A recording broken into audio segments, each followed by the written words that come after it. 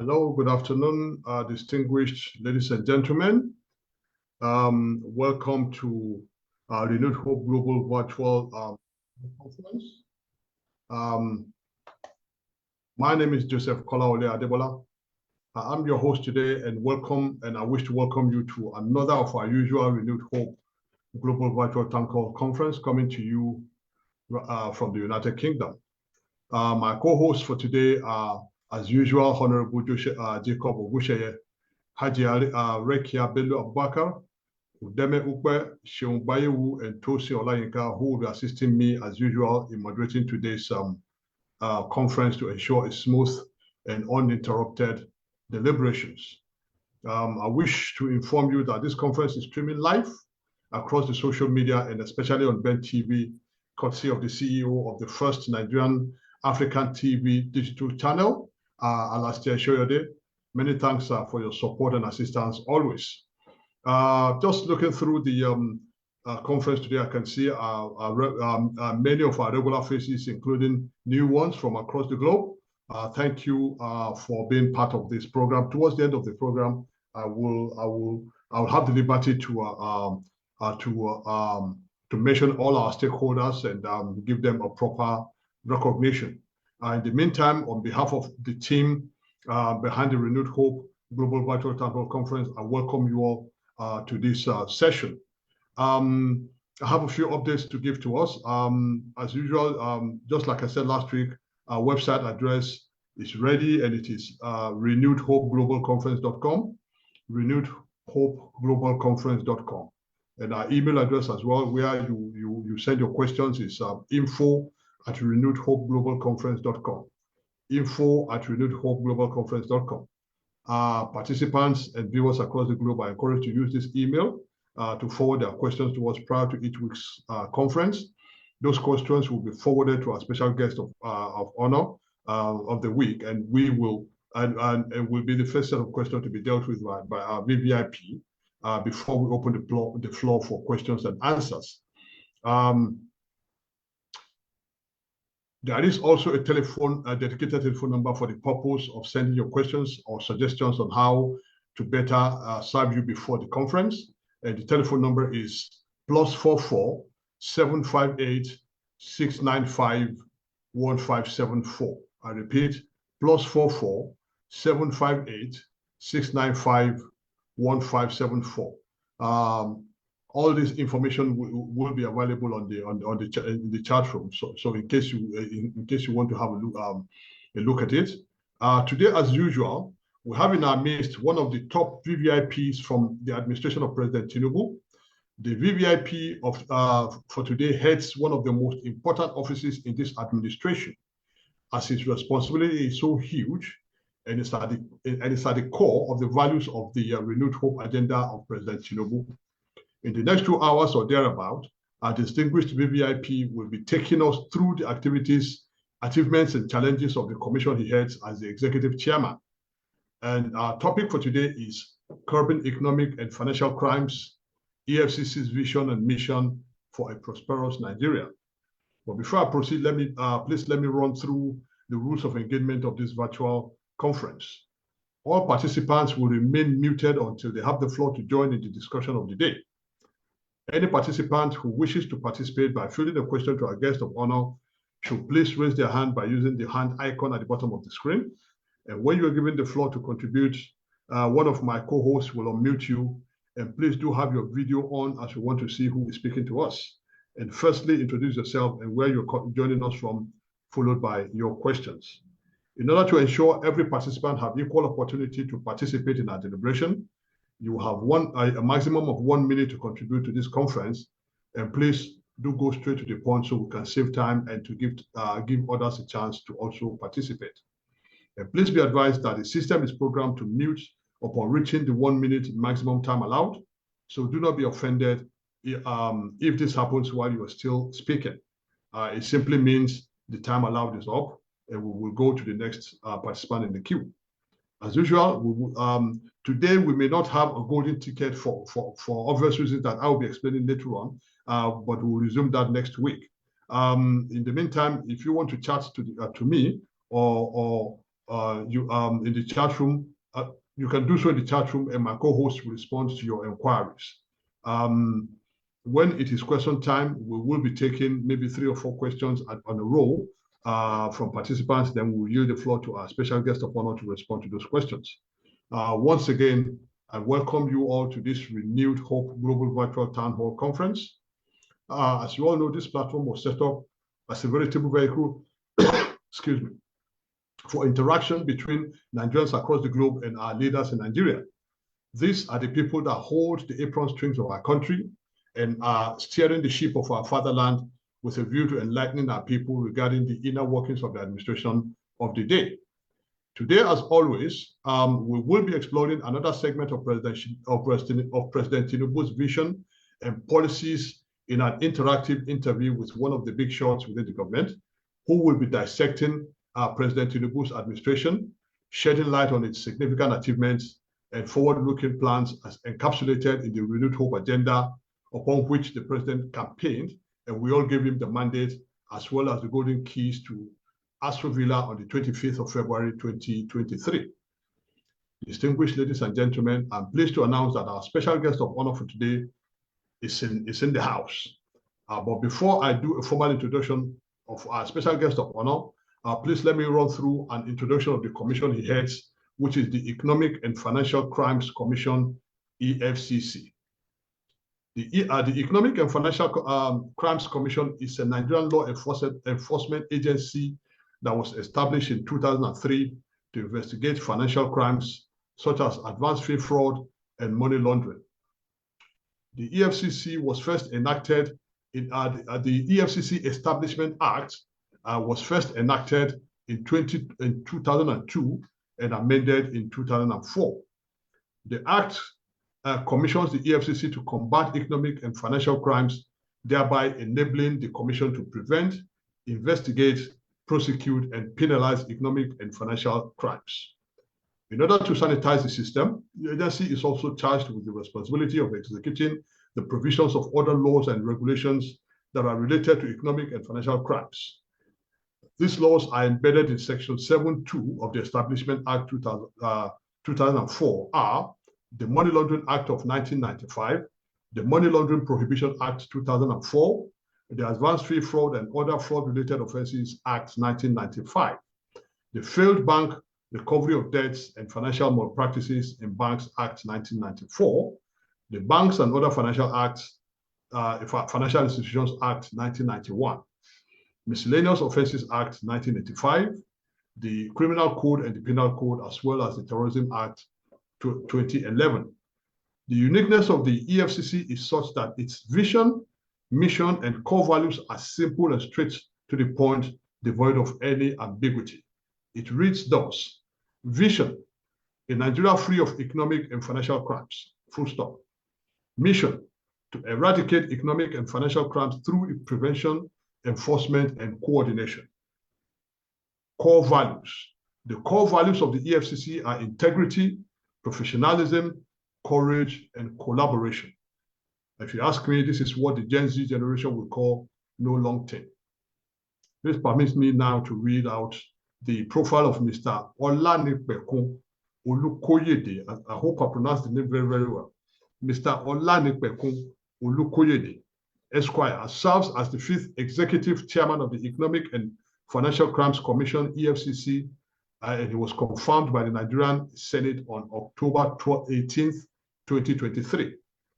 His extensive background within the EFCC, serving as Chief of Staff to former Acting Executive Chairman, Mr. Ibrahim Magu, and being confirmed as Secretary to the Commission on November 28, 2018, underscores his deep understanding of the institution and its operations. He's a distinguished legal practitioner and certified fraud examiner, CFE. Olukoyede specializes in regulatory compliance, corporate intelligence, and fraud management. His expertise spans investigation, civil litigation of fraud, and financial crimes.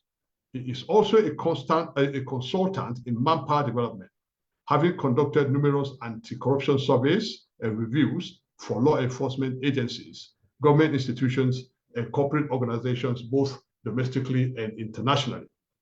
His strengths include anti-corruption research and analysis, as well as corporate and business intelligence. His education, which includes degrees from Lagos State University and the University of Lagos, as well as studies in the Institute of Arbitration, ICC, in Paris, France, Harvard Kennedy School Executive Education, and the completion of the Public Corruption Management Program at the University of Oxford reflects his commitment to global learning and understanding.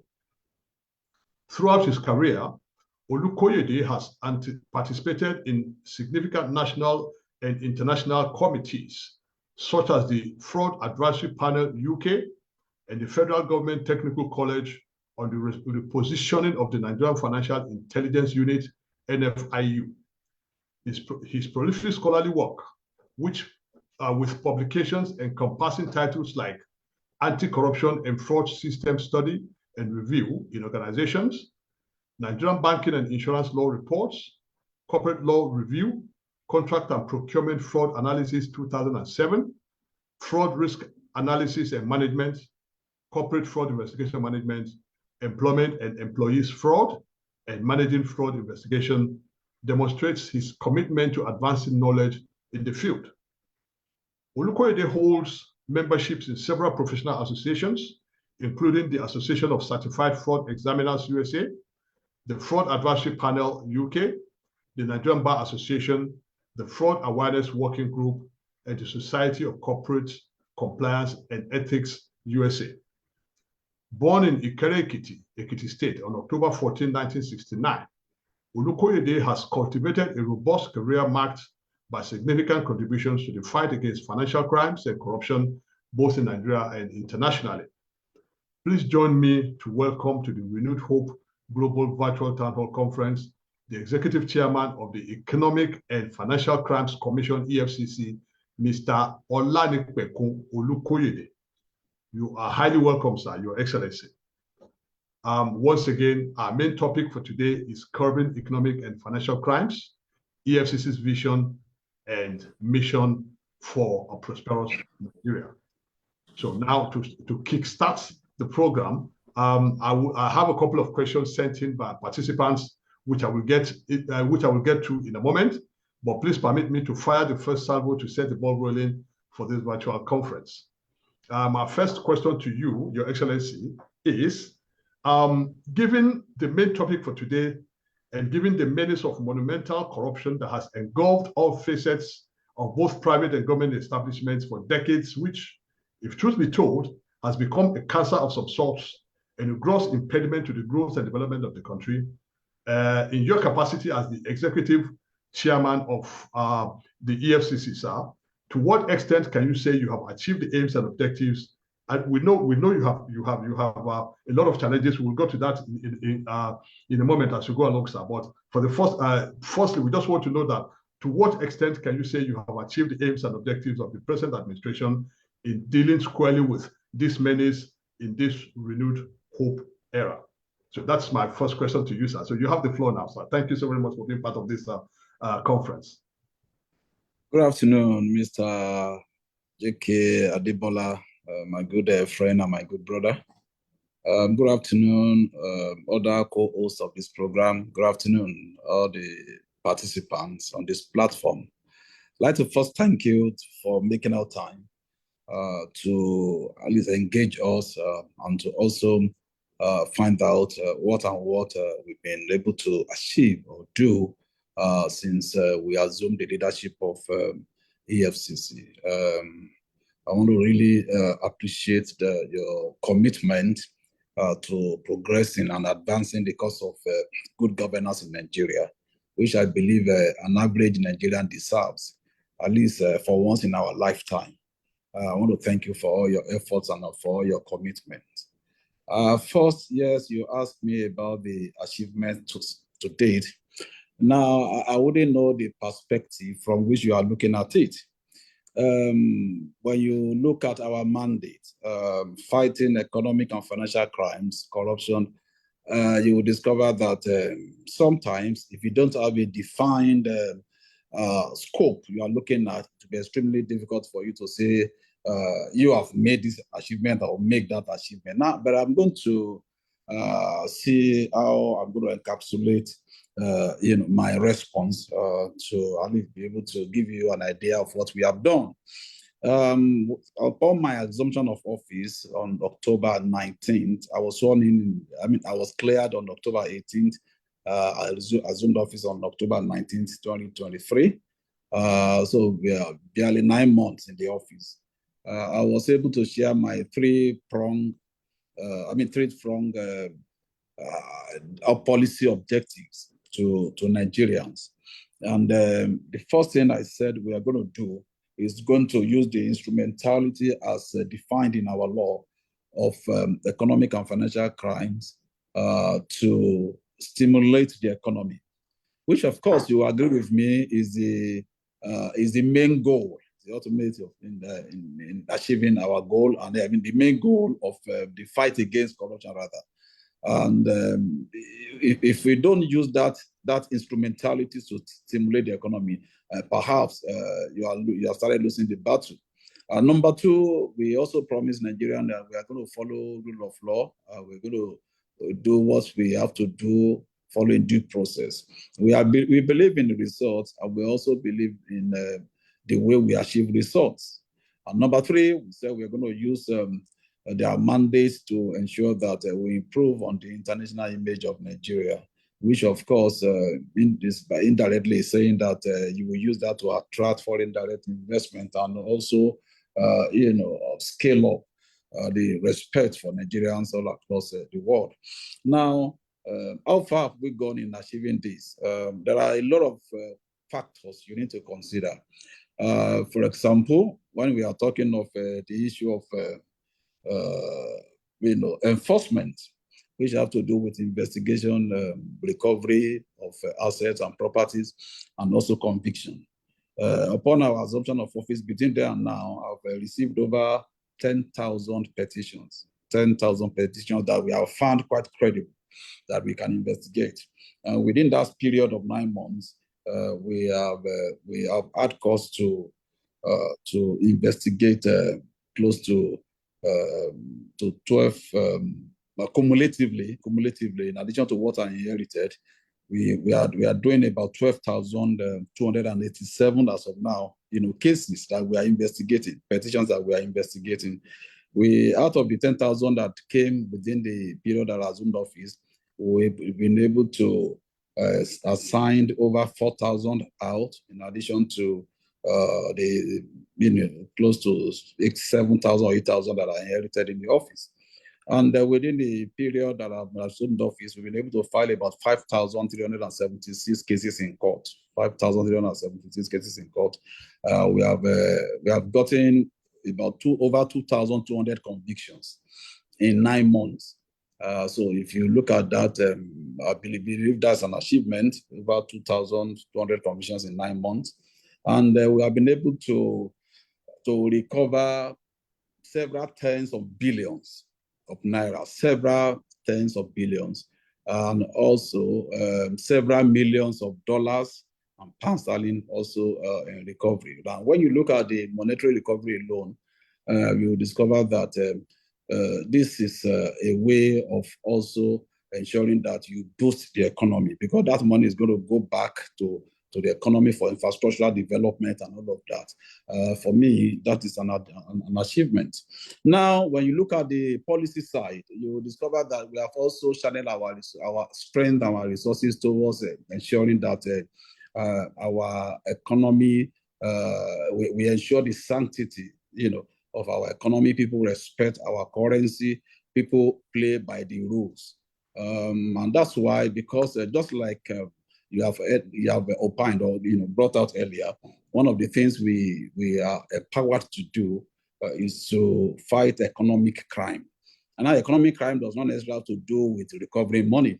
Anything that will affect the economy of Nigeria negatively, we are empowered to move against it. And that was what led us into the issue of currency mutilation. Like probably you guys in diaspora must have been following a situation where we have become, a laughing stock of the rest of the world. People will go to Paris take bundles of notes, and people no longer even spray. They slap people with bundles of notes. Some people, stamp on it, and all kinds of, as if, we are living in an animal kingdom. And I felt these stuff are not expedient for the growth of our economy. And it does not encourage younger ones to be committed to hard work and integrity. When they see the other ones doing such things and all of that, they also want to be encouraged that, look, this is a way of life. So I'm very sure you must have been following development. We've been able to stop that to an extent, and some other issues here and there. If I should continue to talk about achievement in the next 2 hours, will not be enough for us to talk about that. So but for now, let me stop at that. Thank you very much. Thank you so very much, sir, for that elaborate answer to that question. There are more questions that would have gone from the public, which will I'll be mandating my co-host to fill to you. But before I go into that, out of the from the question that we have a couple of commendations of what you've done so far. So I'm just going to read one of them out, which says, this one is from Mr. Adekunle Oluwole. He wrote in saying, "Dear Executive Chairman, EFCC, Mr. Ola Olukoyede, I'm writing to let you know how much I appreciate your dedication and commitment to fighting corruption in Nigeria. Your efforts to prevent Nigeria from becoming dependent on dollar by stopping dollar transactions in schools, hotels, and embassies have greatly contributed to the country's fight against economic and financial crimes. Some international airlines in Nigeria are collecting dollars for flight ticket sales. Other airlines are also considering doing the same. IATA is assisting them with collecting sales in dollars. Instead of the proceeds going directly to the airline's account, it goes to the IATA account in Nigeria first, then IATA transfers the dollars to the respective airlines. Why do airlines or IATA trade in dollars in Nigeria, but not in their own currencies? Not in their own countries. Please accept my sincerest gratitude for your service to the nation. I wish you continued success and support in your endeavors to make Nigeria a better place for all. Thank you sincerely, Adekunle Oluwole." So I don't know if you want to respond to that, sir, before we go into the other questions, because this is a commendation from somebody from the public who from the contents of his commendation shows that he's been following what you've been doing since you assumed office. So I don't know, maybe you would like to respond to that, sir. Thank you very much, Mr. Moderator. I want to thank Mr. Oluwole for the comment and for the words of encouragement. Yes, trading in dollars, we've been able to set up special task force across all our zonal offices and working on that day and night. These guys work 24 hours and they run shift. We've been able to visit hotels, offices, airlines, high-end, jewelry stores and all of that, and sensitize people. And then before we started the enforcement. Now, we've been able to stop that to a reasonable extent. Of course, you also agree with me, enforcement is not something that you will do once and you will run away from. Even though we discovered that with some people are still involved in it, particularly the aviation industry, the airline. We are investigating the airlines in Nigeria now. And you know what they do? They get this in through third parties, what we call the kiosk and all of that. So we brought in quite a number of them who are doing that. We have been able to stop substantial number of them from doing that. But if you are buying your ticket from abroad, of course, you spend your dollars and all of that. But spending dollars within our system in Nigeria is not a legal tender. It's not acceptable. And we are working on that. I want to thank you once again for such words of encouragement. Please believe in us, believe in what we're doing. Our aim is to move this country forward, and we're going to definitely do that. Thank you very much. Thank you very much, sir. I think before we go to the participants for the question and answer session, like I said earlier on, we had some questions that was sent in prior to today by the members of the public. So I will be yielding the floor one after the other to my co-hosts for them to throw the question at you. Perhaps I will ask them all to throw the questions one after the other before we yield the floor to you to respond, so that we'll save time. The first person first co-host that I'll call will be Honorable Jacob Ogunsheye. You have the floor now, please. Good afternoon, good evening, good morning, depending on where you are calling from. So I want to welcome you, sir, to this event. I mean, you are highly welcome, and I salute your doggedness, and I say what I've read about you. I want to say thank you, sir. Unfortunately, I have a question for you, which I think you might need to respond to, because I don't know, it's anyway, it's for you anyway. So I think, and I'm sure you will provide justice to the question. Let me read that. Said, what is the outcome of Dr. Betta Edu's case? Has she not mentioned people's names? Why is she the only one suspended? And others mentioned enjoying themselves. Help me ask him, how long can they finish an investigation and close a case? Why are they always in a hurry to charge cases to court even when they have not investigated to the primary suspect? That is Engineer Dr. Egan Adat Okon-Efion. Okay, thank you very much. The next question will be coming from another co-host, Hajia Rekia Bello Abubakar. Hajia Rekia Bello Abubakar, you have the floor now, madam.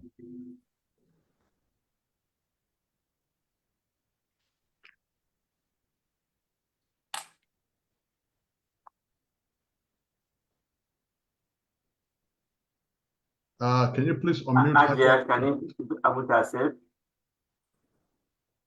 Can you hear me now? Yes, Hajia. Okay. Hello, everybody.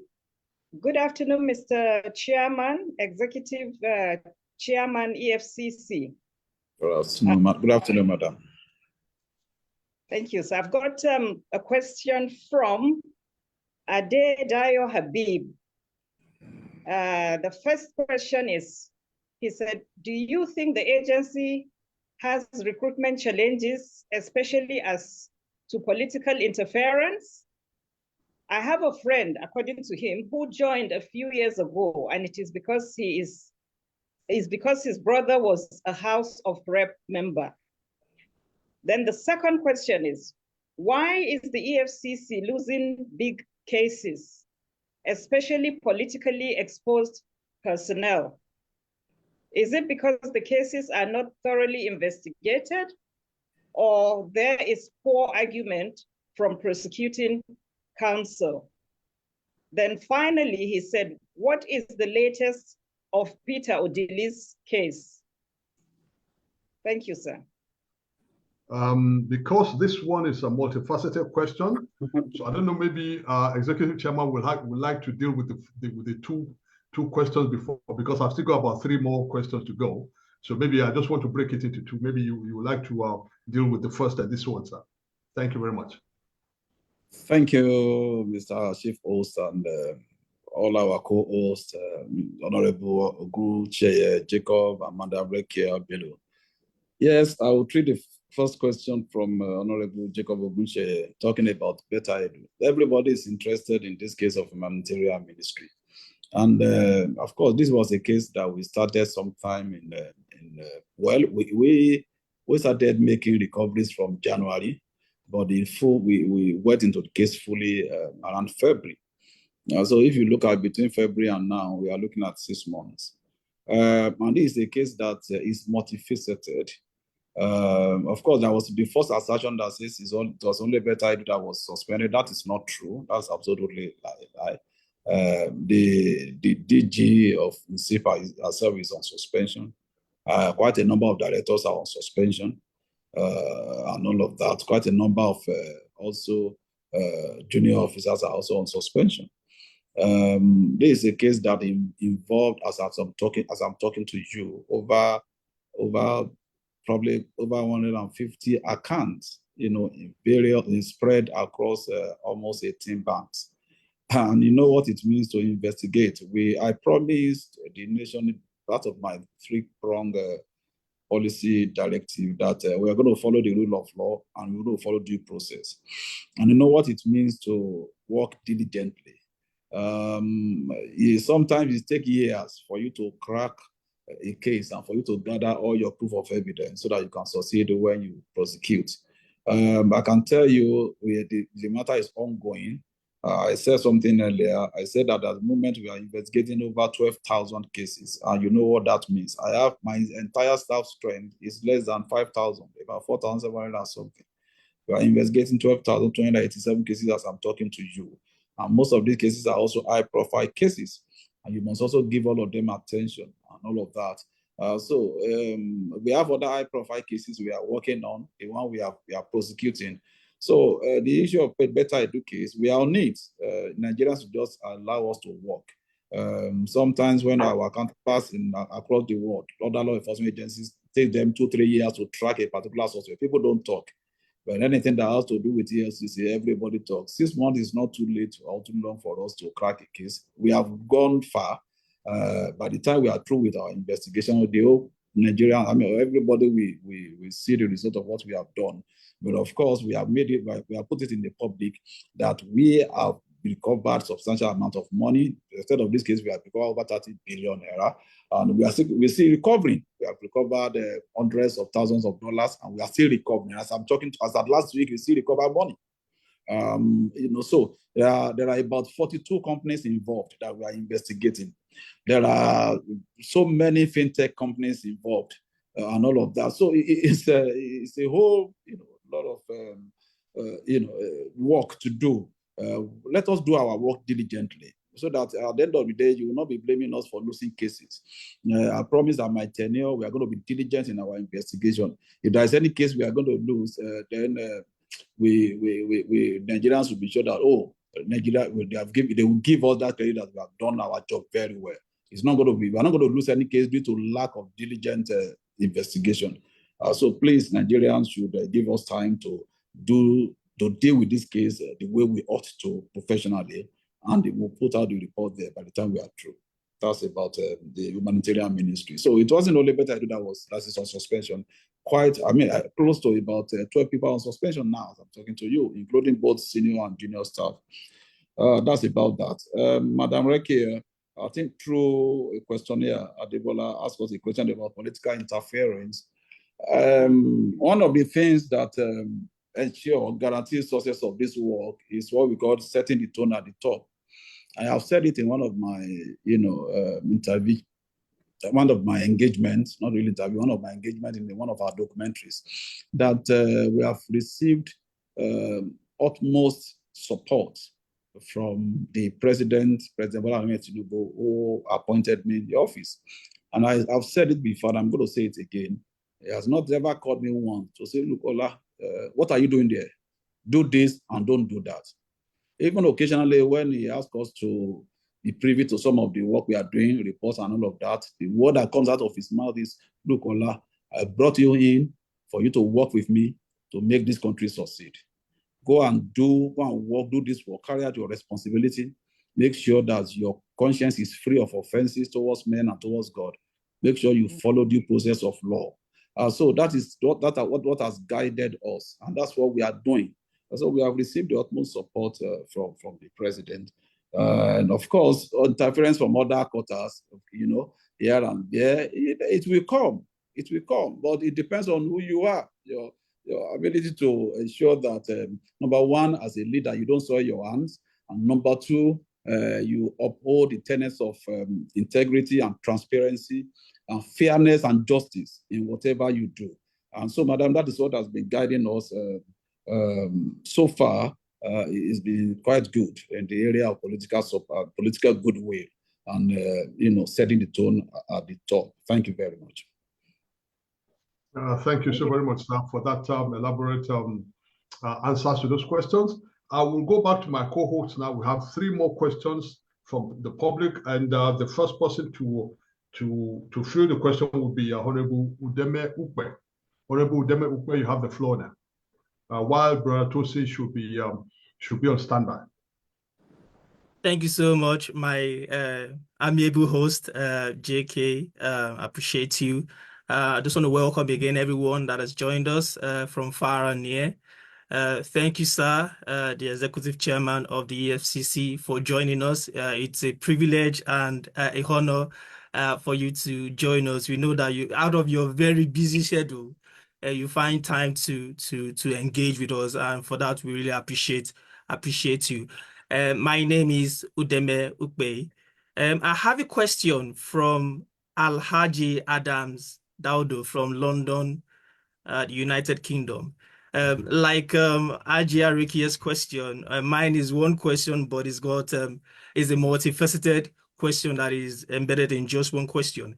So I've got 3 sub-questions in my own question 3.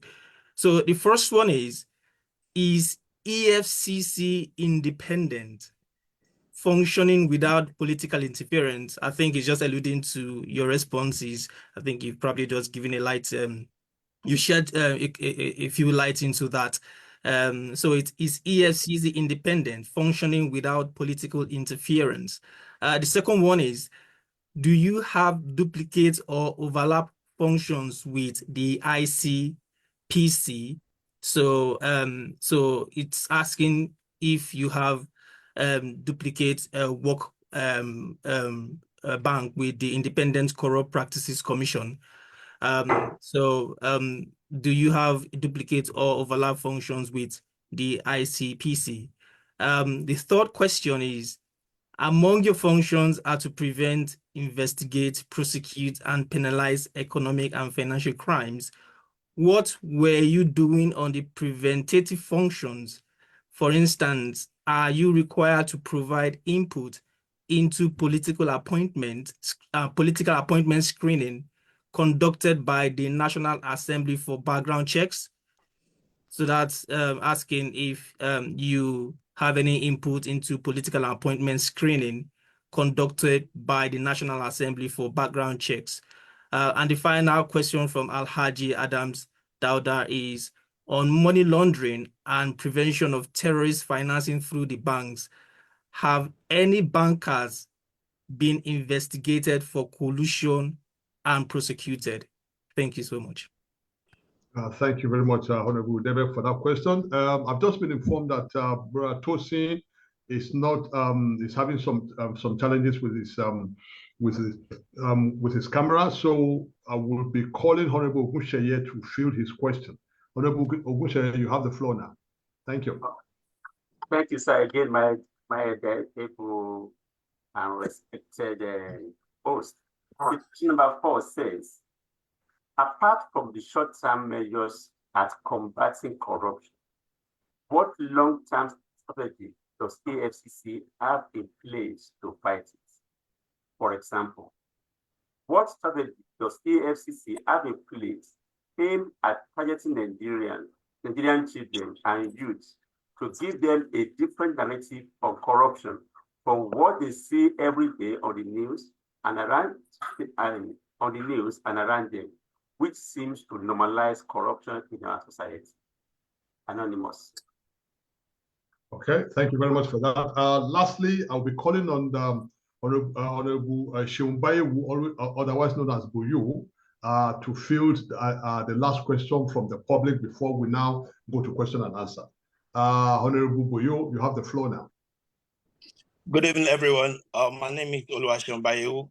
I'll be filling the last question, and the question is from Anonymous. Once again, I want to welcome a distinguished chairman for giving all the time to engage diasporas and everybody all over the world regarding his work. And we can all confirm that you've been doing well, and we want you to succeed. The question goes thus: why is it difficult for the agency to arrest and prosecute corrupt public officials, e.g., governors, both serving and ex-governors and ex-ministers, who the agency has found or proved to be corrupt?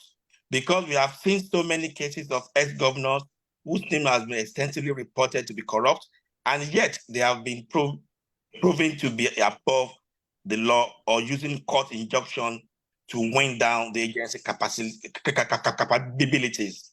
Secondly, after Malam Nuru Ribadu era as the EFCC chairman, we are yet to see any effective probe where some major politicians are being probed and brought to books.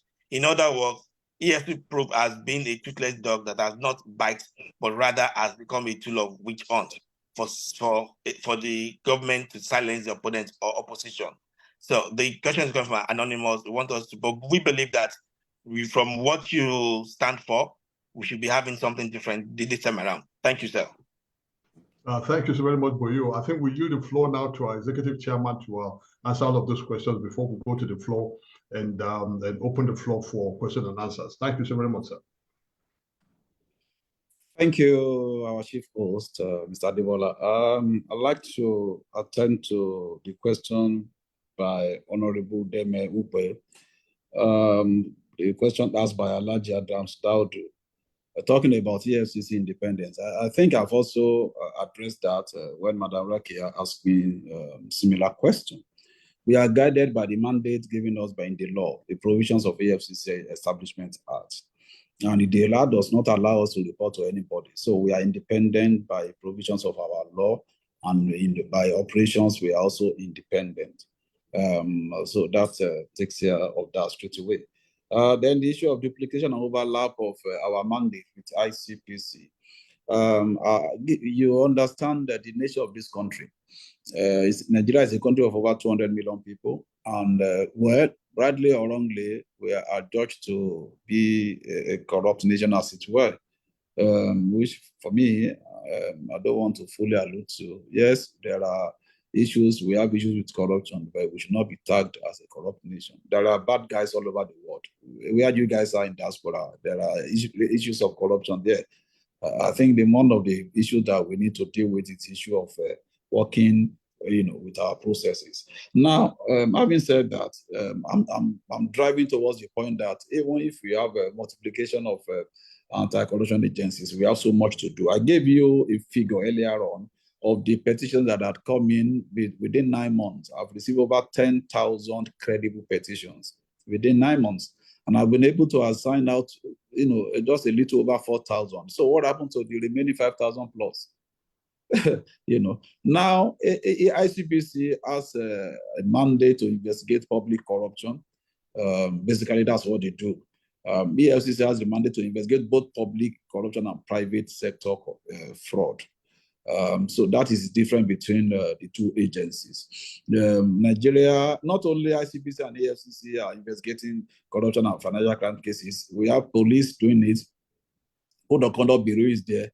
They also investigate, I hope you know that, particularly public corruption and all of that. So we have multiplication of agents. Even at this, we have hardly been able to scratch the surface. So that will show you that the issue of overlap does not even come in. And we have a way of working together. For example, there's an MOU between the EFCC and ICPC.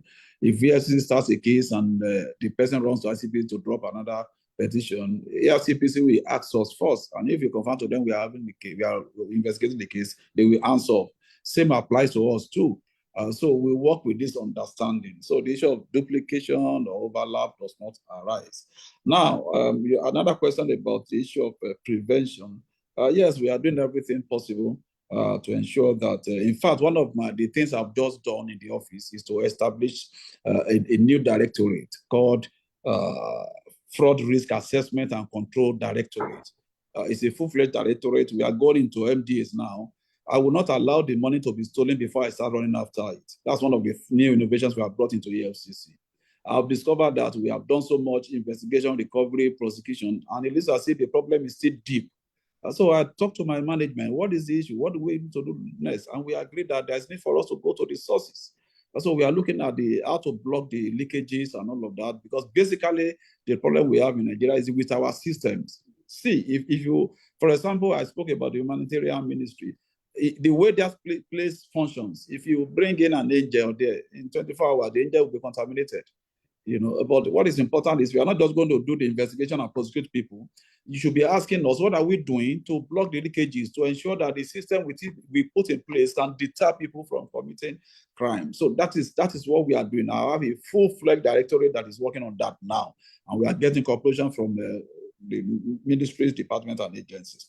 Now, also the issue of money laundering. Of course, we are working on that in the collaboration with Nigeria Financial Intelligence Unit. Of course, you are aware that we have SCUMO under us, and we are doing a lot in that area. Let me go to the question of Honorable Ogunsheye. The question about public enlightenment, particularly in the area of prevention as well. With respect to youth, engagement of youth, what do we do to change the narrative to make youth believe that They can only get to the top through hard work and diligence. Now we have engaged youth severally. Just 2 days ago, I hosted a committee in charge of youth mobilization and enlightenment across the offices in all the 36 states of the Federation. We had very good engagement, useful discussion. So they are going back to scale down to take down to spread the information and the message to all their members. We are trying to also come up with what we call Cybersecurity Research Center, where we're going to, at every point, every time, we're going to engage about 500, if not more, youths that workers are going to research as how to encourage their peers and colleagues not to go into financial crimes. We have also engaged few of them that we have had cause to investigate and convict. Before, they are now working with us. Some of them are celebrities. They are joining our campaign all across the campuses. We have a collaboration with National Youth Service Corps. We go to all their orientation camps to talk to youth about youth development, youth enlightenment, the need for them to play by the rules and to uphold integrity in their daily activities. Just yesterday as well, I hosted Vice Chancellor of National Open University with me, who has over 170,000 students, on his platform. So we have an MOU now that we are reviewing. We are working together in that area. So we are engaging youth so much because we believe they are the future of this country. And Honorable Bayo, you asked a question about prosecution of ex-governors. Why is it difficult? I'm very sure if you follow our program very well, you will discover that in my few months in the office, I've been able to arraign 2 ex-governors. The former governor of Anambra is facing prosecution right now. For over the case of about 4 billion, the former governor of Kwara is also facing prosecution.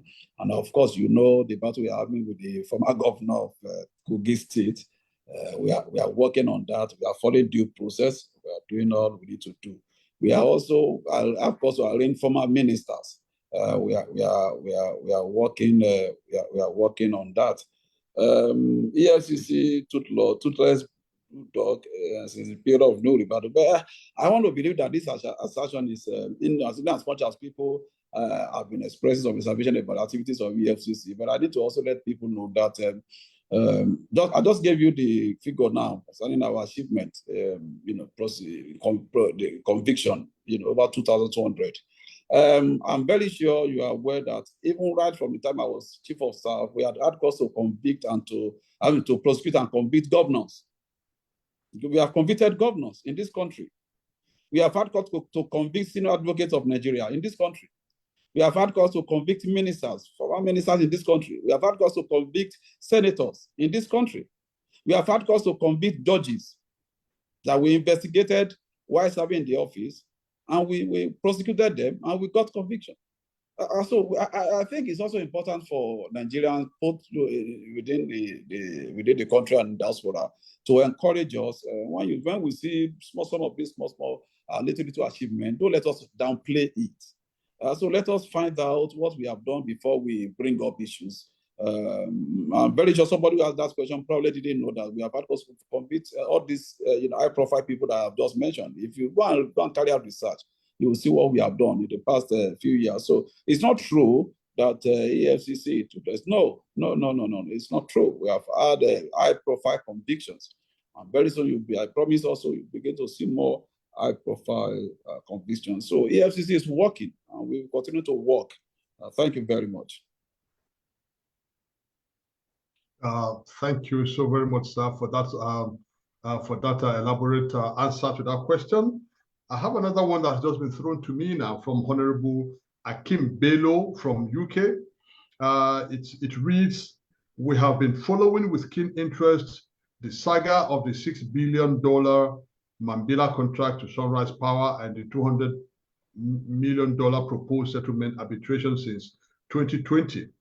Now, it's got 3 questions under that. The first question is, what do you intend to do regarding people involved in this sophisticated fraud scheme? And the second question is anybody in Nigeria above the law, including former presidents, former attorney generals, etc.? Then the third question is, do you have a website to list seized assets, sold assets with transparency, objective, etc.? Those are the three questions, sir. Thank you very much, Honorable Akim Bello, for your question. First, the issue of Mambila project. Upon my assumption of office, since I've been in the system, even though I left the system for 2 years before I came back again, I remember the issue of Mambila when I assumed office as chairman, and I asked them to bring up the case files. We assumed the case files and we review what we have done, and we discovered that we were able to discover fraud in the process of awarding that Mambila project in the first place, the one that ended up in arbitration abroad, which you are aware of. So we are in court right now with quite a number of people that we found culpable, people who are involved in the process of the award of the contract that was not certified by Federal Executive Council, which was part of the procedural process then. So with Nigeria was actually just changed in that project and that contract. So we are in court with most of the key players, and one of the star suspects, Mr. Ira, has run out of the country. We have entered red notice, over him. Interpol is working with us to effect his arrest. We have one out of arrest on him and all of that. So we are working on Mambila project. We are already in court. So a lot of people don't know we are already in court, and very soon you'll begin to see, the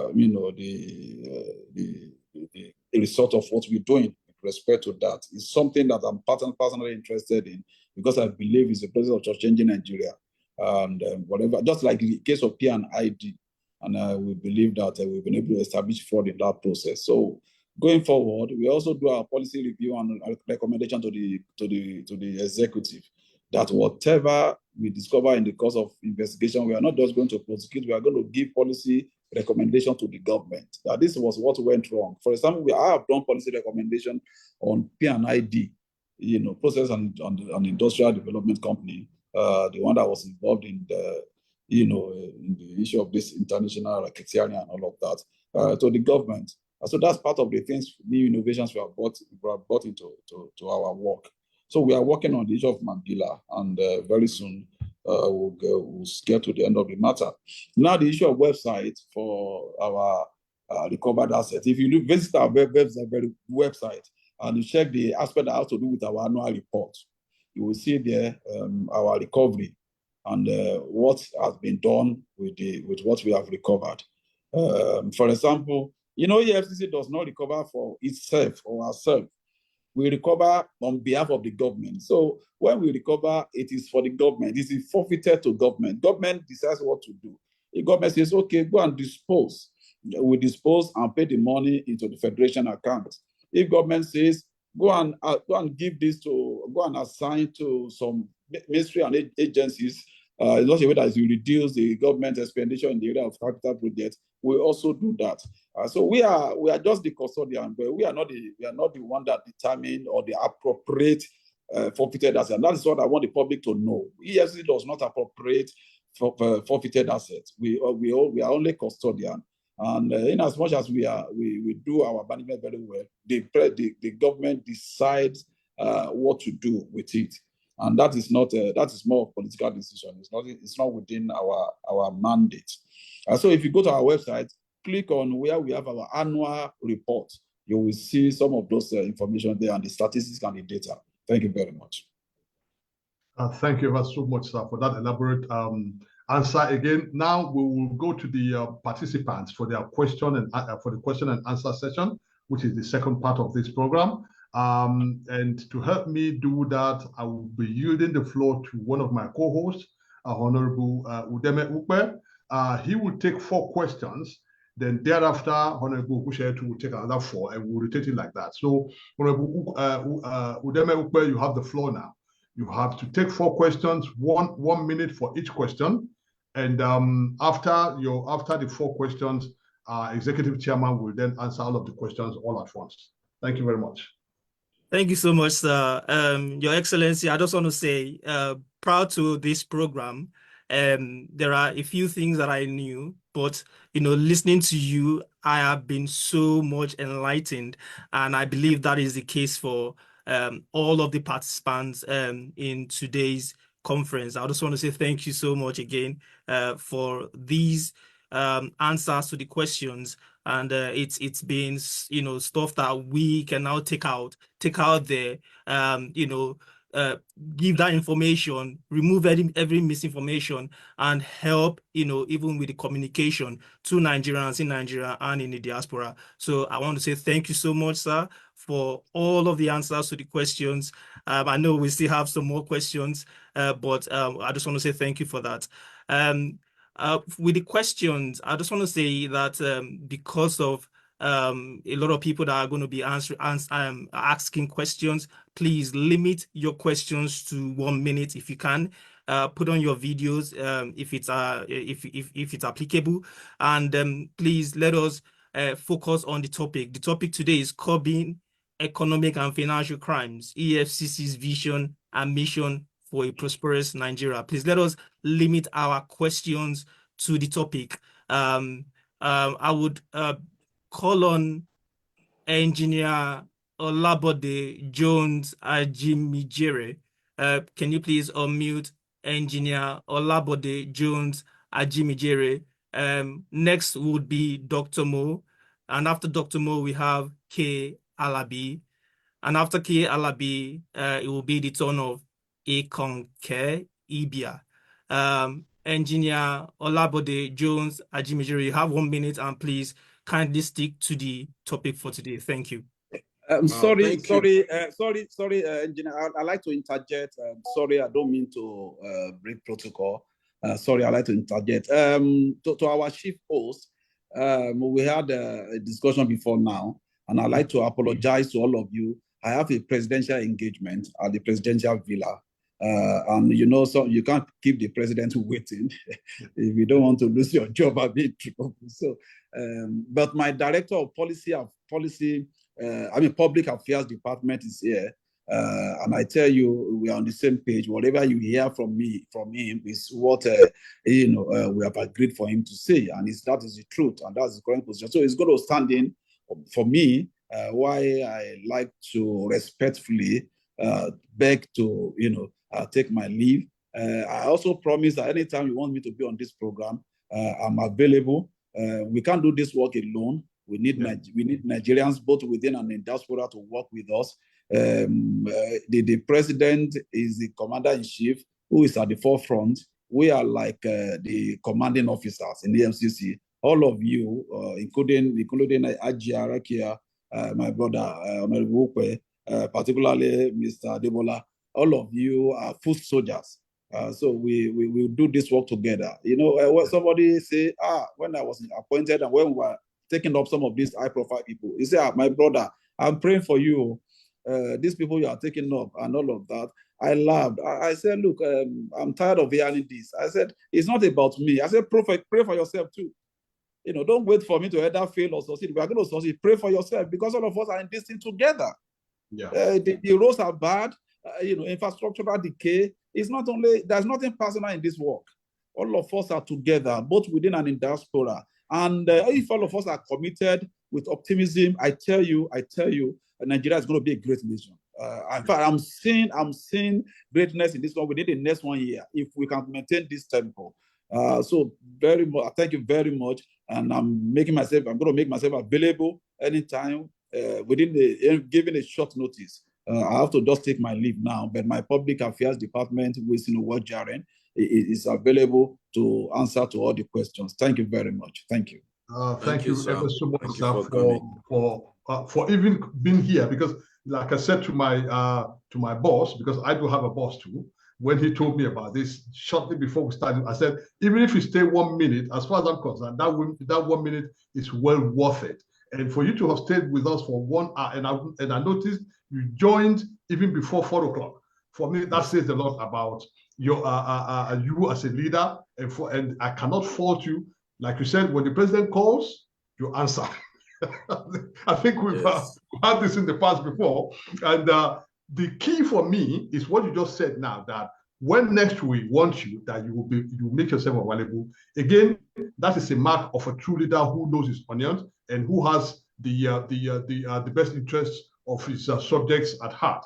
For that, I think I just have to say thank you so very much, sir, for honoring our invitation. And we cannot stop you from answering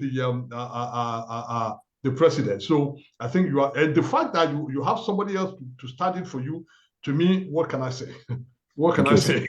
Thank you so very much. Thank you very much. Honorable, you look like one of my prosecutors. I'm going to recruit you to EFCC and come back to Nigeria. Thank you very much. God bless. Thank you so very much, sir. All right. So, Honorable Udeme, you still have the floor. So keep calling your guys. And like our executive chairman said, he has somebody to stand in for him. So which means Aluta continua, the conference goes on. So let's have your question, and be rest assured that any question, even though it's been answered now, we'll still package everything and still send it to the executive chairman. So let's keep rolling with the conference. So Honorable Udeme, you have the floor now. Thank you. Thank you so much, my chairman, chief host. I called on Honorable Ajime Jire. I don't know if he's still on the call. I'm still here. Okay, thank you so much. Thank you so much, Honorable host and co-host, everyone, for the great job. And also my regards to the EFC's boss for his times and the honor.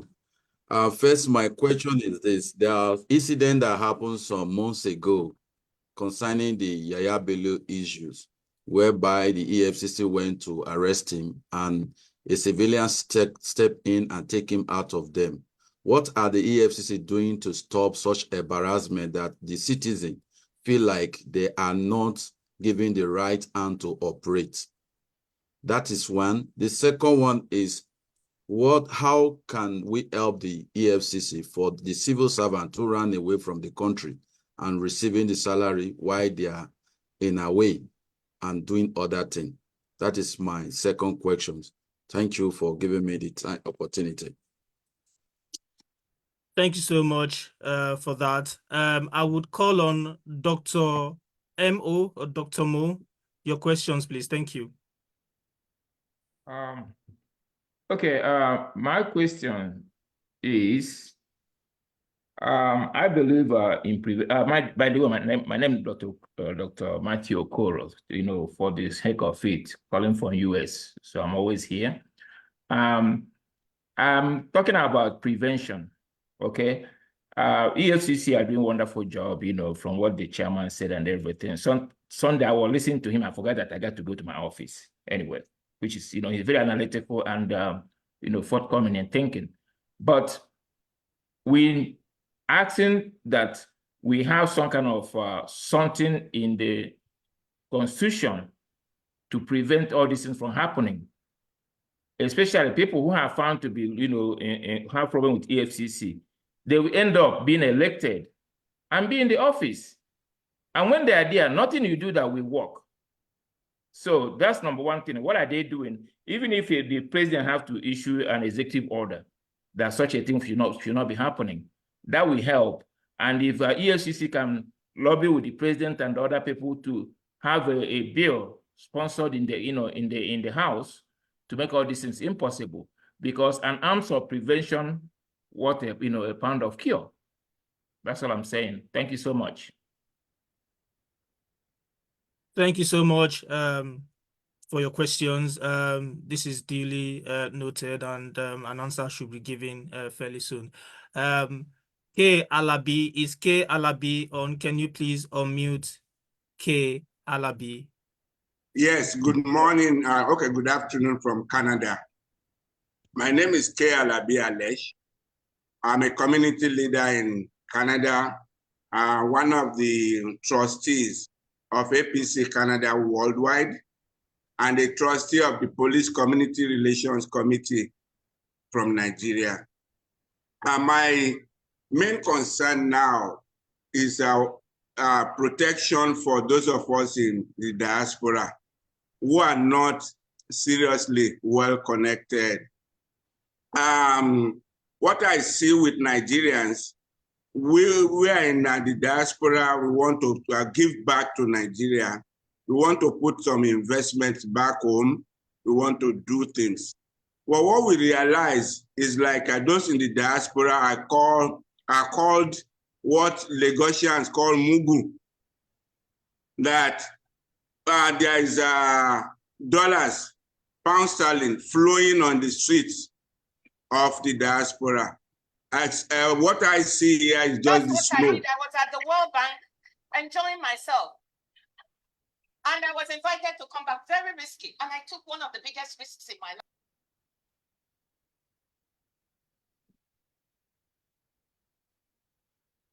Sorry for that interruption. I'm not sure exactly where that is coming from, but is Dr. Emo still there? No, I think it's not from Dr. Emo, it's from Mr. K. Alabi. That person was staying with him in particular. That was one of the reasons. So we can go on to Mr. Ikanke Idia. Okay. So we're free to go now. Has he been muted now? Yeah. Okay. Idia? Hello, can you hear me? Yes. Okay. Thank you very much, JK, Adebola and Co, for the opportunity to ask my question, make my input. In 2017, I wrote the first anti-corruption handbook in Nigeria. And in 2019, I met one of the former EFCC chairman Ibrahim Magu, who promised to work with me to get it into our school system. I was the one who asked that question about what the long-term strategy of EFCC is for the youths and the children of the country. So I feel that because we are in a country that is, corruption is prevalent, and every day young people are growing up and thinking, seeing what is happening and thinking that corruption, is a normal thing to go into government and make, money for yourself, become wealthy. So I think we should have in our school system, in our curriculum, a material that will begin to address this thing, that will be, in the entire system, school system, all over the country, because the EFCC chairman mentioned what they are doing to.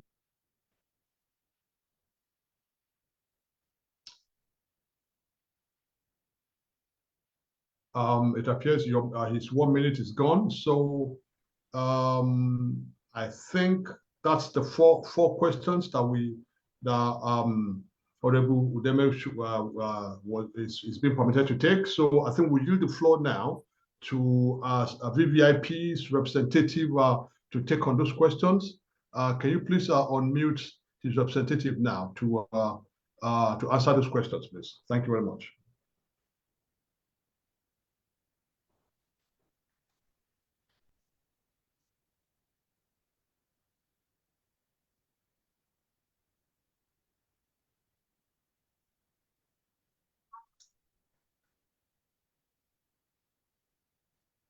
I hope we're not having those. Is that a technical hit there? Not really. We just need to unmute me. We didn't know the name of the person in particular.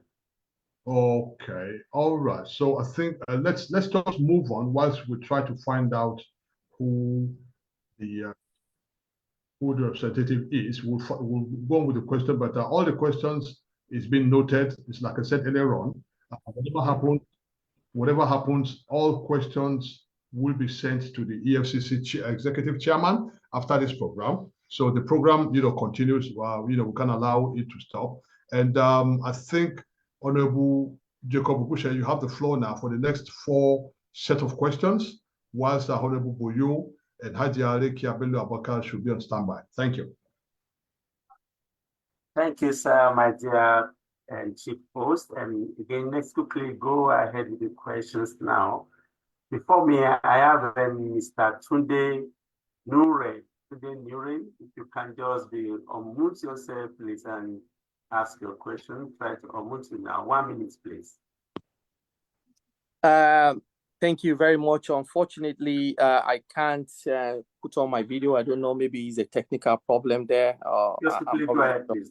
But honestly, thank you very much. My name is Babatunde Nure. I'm calling from Republic of Ireland, Dublin to be precise. I'm a professional banker and I work in the financial service industry in Ireland. Well, I want to thank you guys for organizing this, and I want to appreciate Mr. Alistair Shoyode for sending the invite out from Ben TV, United Kingdom. Now, so my question is that Malam Nuru Ribadu, one of the predecessors of EFCC, as a former executive chairman, said, when you fight corruption, corruption will fight back. I want to know how far corruption has been fighting back the current executive chairman. And number two is what effect or what is the contribution of Interpol in helping fighting corruption in Nigeria? And lastly, how feasible to create the enemy of Nigerian register, whereby somebody being convicted in Nigeria by EFCC should be sent to register, which is going to be called enemy of the state register. Thank you very much. Thank you so much for your time. Then we quickly move on to the next person before me. That is Mr. Samuel Olayemi. Mr. Samuel Olayemi, can you please unmute and quickly ask your question? Mr. Samuel Olayemi. Can unmute now, please. Are you sure you are there, Mr. Samuel Olayemi? Okay, go ahead, please. 1 minute, please. 1 minute. Start now. Hello, good evening. Good evening. My question is just, as I stated, first of all, I'm happy with what the EFCC chairman has been saying, because it means that we are working towards a better Nigeria economic-wise. But now, of recent, I think the Supreme Court or the National Assembly has given the local government 100% autonomy.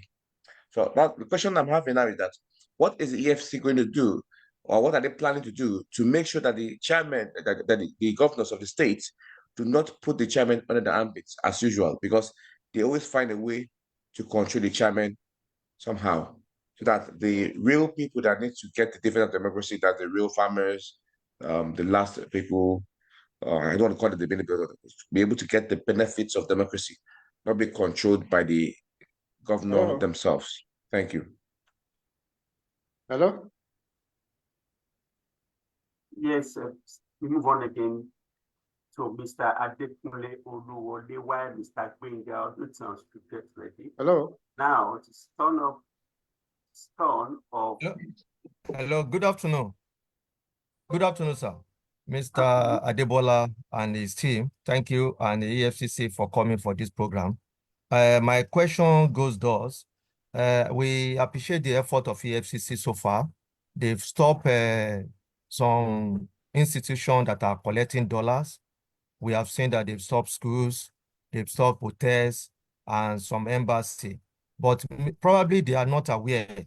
I'm telling you categorically that there are some airlines that are still trading in dollar in Nigeria. So which is still putting pressure on for the BDC. We will be looking for the 2 airlines that are from America. And we hear that other airline to want to follow suit. So please, this act, we want EFCC to look into it, because they go to other country. For example, they go to UK, they go to other country, Dubai. Nobody is trading in USD. They should trade in the currency of the country where they are operating. So Anayata is covering them up in Nigeria. Please look. God bless you. Thank you, Mr. Olukoyede. Thank you, sir. That's my question. Yes, sir. Thank you very much for your time. If I may ask you, I know, sometimes for these people to work as well, they need information, they need to be more reliable information. If you can leave your details, I mean, with all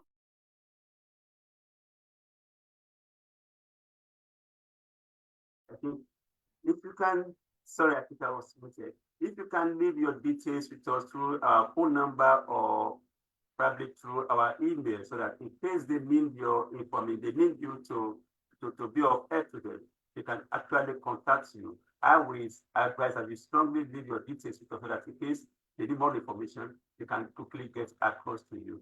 Thank you. And next one is Mr. Benga.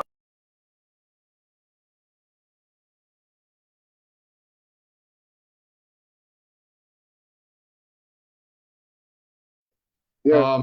Excuse me, before Professor Odunton, please give me. I just wish to apologize to you because I've just been told that Mr. Wilson, who is representing the executive chairman, is on the is on this conference. So I would like him to unmute himself now.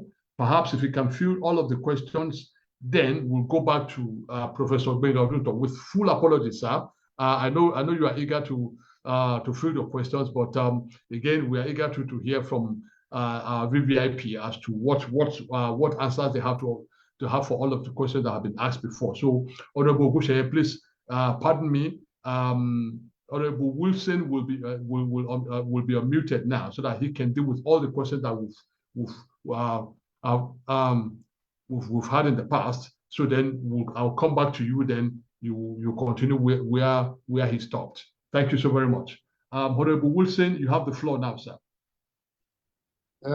Thank you for having me. I want to crave your indulgence to kindly repeat some of the questions, because I wasn't hooked up when most of those questions were asked.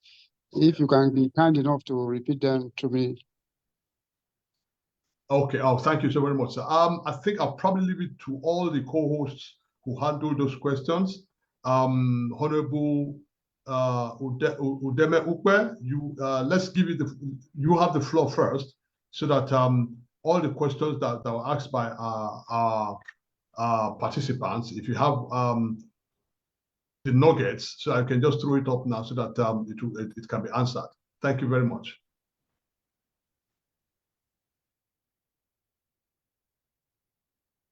Honorable Udeme Ukwe, are you there?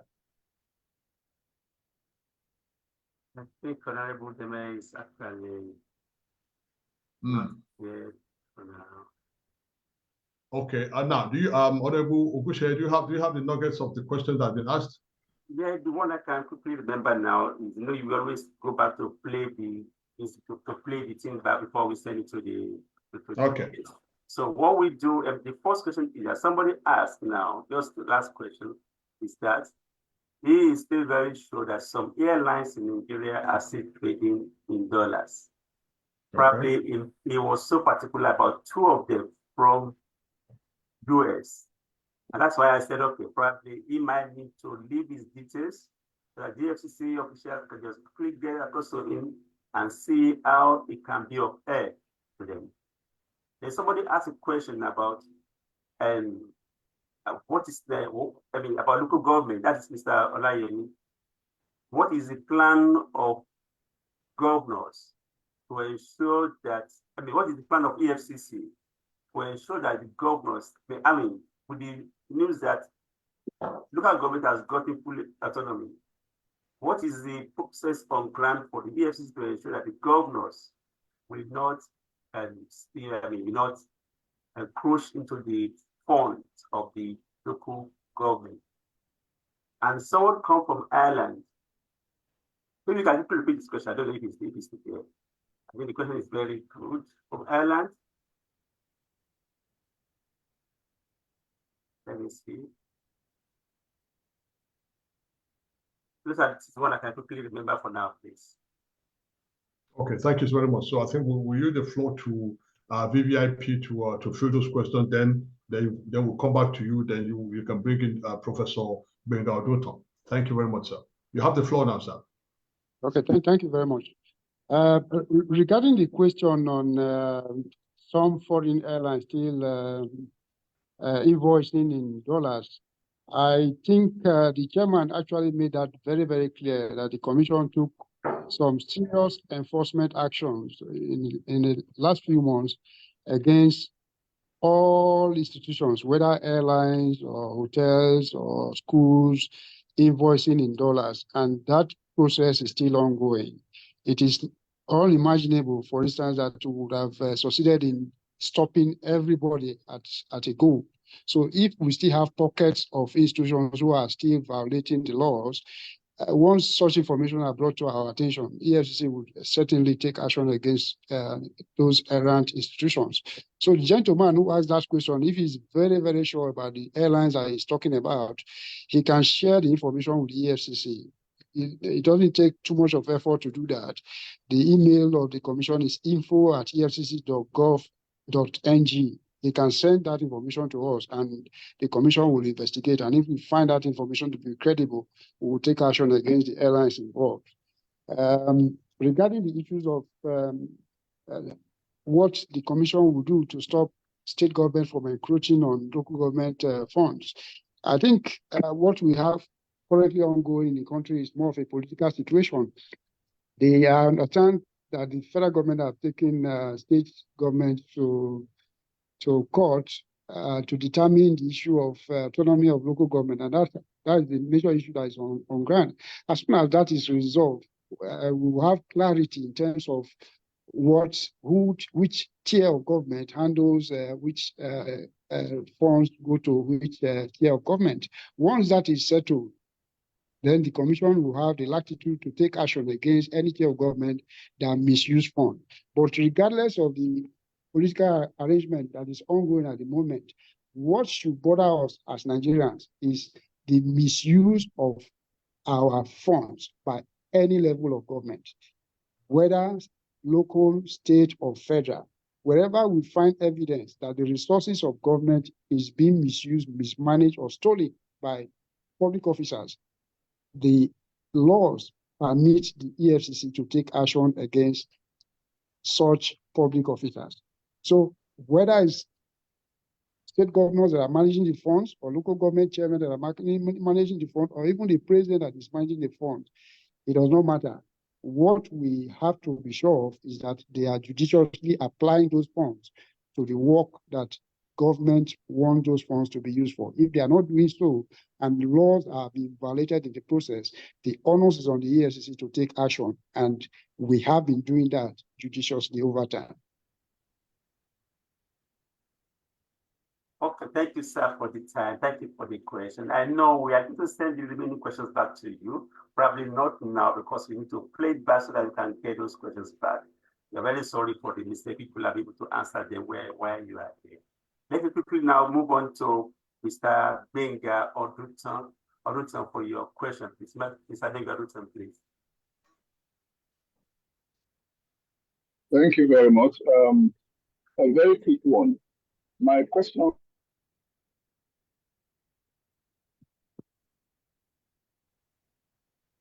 relates to the new changes to the law allowing legal practitioners to hide behind client confidentiality and then helping their clients get away with corruption. What does the EFCC think about the latest changes to law, and how soon can we start seeing lawyers being prosecuted specifically on that point of knowing and allowing their rich clients to get away with corruption? That's one. And if I may be allowed to put a rider question behind it, how much of the confidence of the NCA does the EFCC share? When I say NCA, I'm talking about the National Crime Agency here in the UK. Is there deep cooperation ongoing as of now, or are we still in the bad days of us asking for information, help, cooperation, and still not getting it from British authorities? Thank you. Well, if I heard you correctly, you asked about the level of cooperation between the EFCC and the NCA. I can assure you that we have a very robust relationship at the moment. Officers of the NCA are very often coming around to the Commission to share both information and also support our operational activities, just the same way our operatives also go to UK to also relate with them. So at that level, we have very robust relationship ongoing, and we don't have any problem in terms of relationship that we have. But in respect of, you also talked about lawyers and whether we are taking action against those who support their clients who do commit corrupt practices. Well, you know that lawyers, by their training, they are there to also provide services to their clients, whether they are corrupt or they are not corrupt.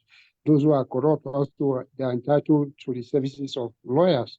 What EFCC would not condone is where a lawyer actually conspire with his client to launder process of crime or obstruct the enforcement of the law. If a lawyer goes out of his professional remit to conspire or aid and abet the commission of crime, and if we have that evidence, the commission can go after such lawyers.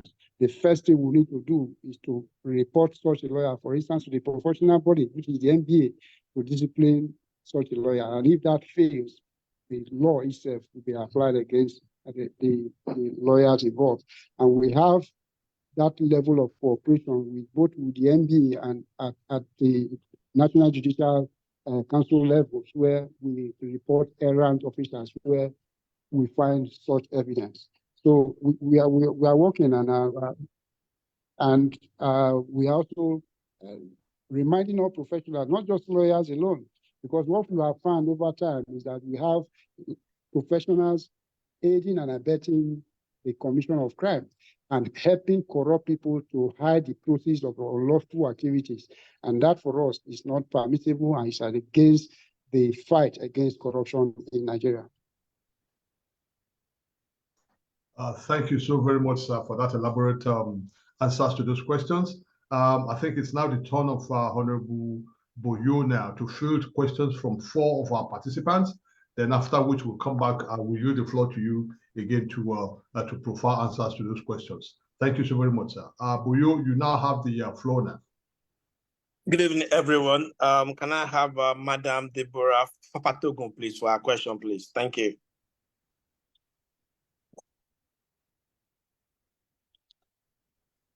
Madam Papatogun, please. Unmute yourself.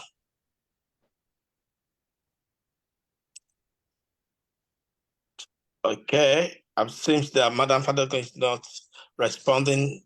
Okay, she might now. Sorry. The brother was not the AGF. Yeah. Sorry. He was there now. It was the AGF. Oh.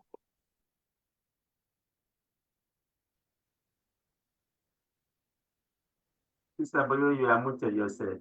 Can I go on, please? Can I go on? Okay, yes, you have the floor, madam. Yeah. All right, all right. Thank you, Mr. Chairman, JK Adebola, and I thank the chairman of the EFCC for coming to this program. My question is that sometimes ago we heard that there's a special court that is specifically for criminals, especially from the EFCC. But up till now, I don't think that that special court is in progress. I don't know why the special court has not been established up till now.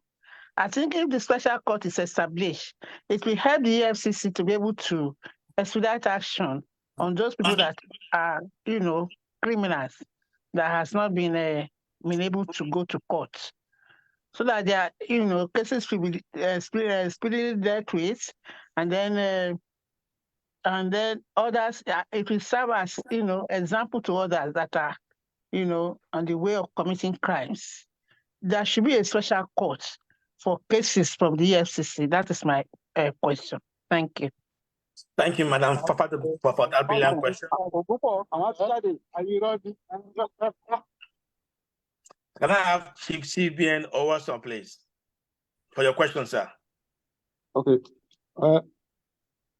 Well, regarding the issue of special court, there is no special court as of now.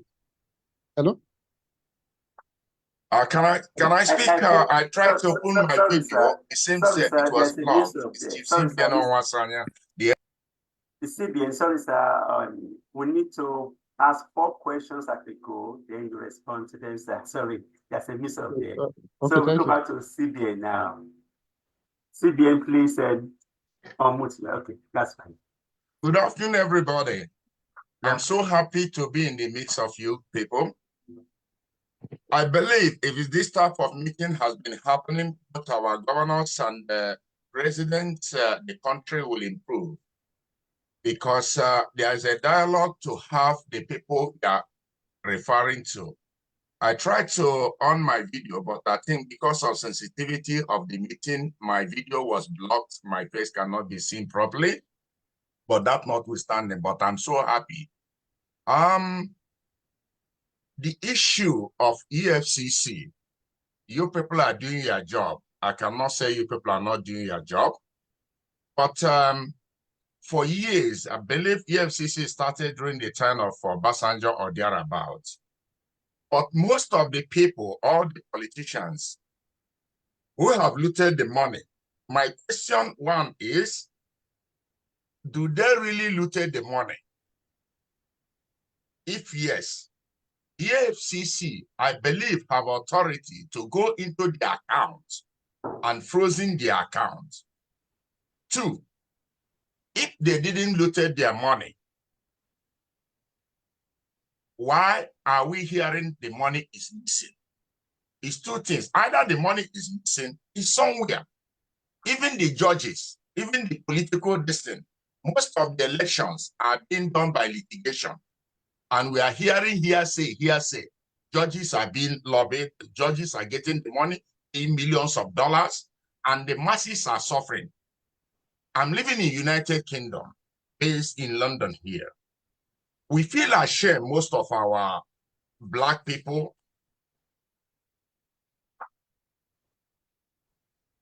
I think the 1 minute for the question is gone. Can I have Alaji Adam, please?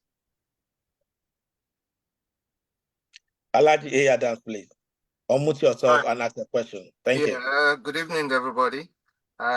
Thank you. My name is Alaji Adams. One of the questions which I asked before was on the money laundering and prevention of terrorist finance, which Nigeria is signatory to. As any bankers being investigated for collusion with this transfer, because all these proceeds go through the banks? And are any of these been investigated or prosecuted because they are aiding and abetting these proceeds to go through the finance house? And the chairman mentioned again about the fraud preventions at the department for the risk analysis. So, I mean, some of the control that this is just observation that can be used is some. Sorry, Alaji, I think your 1 minute has gone. Can I have, I will employ everyone to stick to the real question so that we can maximize the time. We have a lot of people that have raised out their hands, so we want to maximize the time. Thank you. Can I have Moruf Abiola Akitude, please? Thank you. Moruf Abiola, thank you. Unmute yourself and ask your question, please.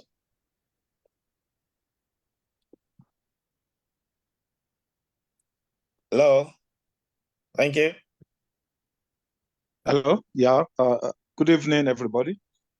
Yeah. Thank you very much for your time, and I salute Barrister Jake Adebola for this initiative. I just want to know. I know that legally I'm not a lawyer, but legally, when a criminal wanted to settle out of court and is ready to kind of cooperate with the procedure and probably return the loot, usually they get some kind of lessened charges and punishment. Is EFCC doing that kind of a thing? Because I know prosecuting these people also costs money, taxpayers' money, and all of those things. And at the end of the day, EFCC may not even win that case. Are they trying to do that? And do they have top of the notch lawyers and prosecutors who?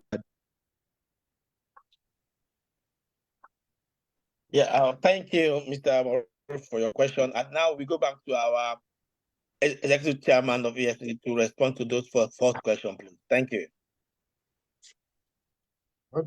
Let me thank all those who called in to ask questions. First, I will start from the lady that asked about special courts. Let me say that at the moment in Nigeria, we don't have any special court for corruption cases. The argument has been there over time whether we need to have a special court to deal with corruption cases. And those who are in support of this have the argument that if we have special court for corruption, that will speed up adjudication of corrupt cases in court, and we will achieve conviction much more easily.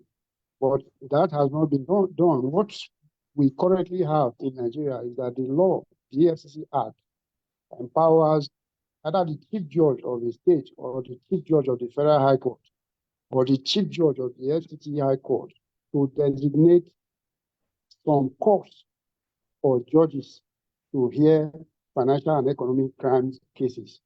We have such arrangements, especially in Lagos and a few other states, where the chief judges of those states designate some judges and courts to hear EFCC matters. And in some of those cases, it has actually helped us has actually helped to facilitate the hearing of our cases, and judgment has been achieved much more speedily because of that arrangement. And we would want that model to be replicated almost across the country because it actually works. Regarding the issue of whether those people who we arrest actually looted funds, and if they loot those funds, why don't we freeze them? I want to assure the gentleman who asked the question that EFCC will not knock on the door of anybody if we don't have evidence that something untoward has happened. Before you hear that the EFCC has arrested a public official for alleged corruption, you must be assured that the commission had carried out preliminary investigation and we have established wrongdoing before such matters, such personality was arrested. And where we make such arrests, we don't just stop at the level of making arrests. We also take steps to ensure that the funds that have been looted are either recovered. And where we are able to recover, we freeze. We not only freeze, we go a step further to ask for the forfeiture of such funds to the government. There is a non-conviction forfeiture process in Nigeria which we follow. The Advanced Free Fraud Act allows us to ask for the freezing, the forfeiture of funds that we suspect to be of illicit origin, even without the conviction of the person involved. So we have been doing that. We don't just arrest people and then allow them to go away with whatever they have looted. We take measures to ensure that we recover those funds. Even while investigation is still going on, we ensure that we place a freeze order on those funds so that they will not be dissipated while we are still carrying out investigation. Another caller also asked what we are doing about bankers who are complicit in money laundering cases. Let me assure those who are watching this program that the commission over time have stumbled on a lot of evidence concerning the involvement of people, especially in the financial sector, who are complicit in helping people launder, especially public officers, launder process of corruption. But the situation we have found is that most times when we take such matters to court, it's not the bankers that we charge. most of the bankers end up as prosecution witness, because if you want to succeed in prosecuting a corrupt matter in court, you need witnesses who are privy to the transaction to come and testify in court. Without credible witness, you will not be able to achieve conviction. So most of the bankers who actually help some of these people to hide or steal government funds have actually ended up being prosecution witness, and they help also ensuring that whatever has been stolen is also recovered. I think those are the, and then the last question I have here is about the gentleman who asked about plea bargain. I think is somebody that has not been following the activity of the EFCC, because the commission, actually the Administration of Criminal Justice Act in Nigeria allows for plea bargain in the country. So if somebody who is accused of corruption comes forward to plead guilty to the offense alleged and is willing to return what he has stolen, a plea bargain can be done with that accused person. He can plead guilty and he will get lesser punishment while the process of crime is recovered. We allow this because we know that the most important thing for those who are engaged in corrupt practices is the process of crime. Once you are able to take away the process of crime from them, then they have nothing to fall back on. And we need that process of crime for the benefit of our people. That is why the EFCC also encouraged plea bargain. Apart from the fact that he mentioned the issue of saving in terms of cost and time, we don't want people who engage in corruption to continue to enjoy the process of criminality while we are even fighting in court. So it pays the country to engage in plea bargain where that opportunity comes, and the EFCC has been using it over time. Thank you so very much, sir, for that elaborate answers to those questions. I think the mantle now falls on Hajia Rekia Bello Abubakar to take on the next 4 questions from participants. Hajia Bello Abubakar, please unmute yourself and you have the floor now. Thank you very much. Thank you, our chief host. Good evening once again. The first on my list is Adedayo, and then followed by Professor Tijani. You should be ready after Adedayo. And the next is after Professor Tijani will be Musaddiq Abdul. And the 4th person after that will be Folari Shobo. So Adedayo, up to you. 1 minute, please. Thank you. Otherwise, the technology will unmute you, or rather will mute you. Can you unmute yourself, please? Thank you. Adedayo, are you there?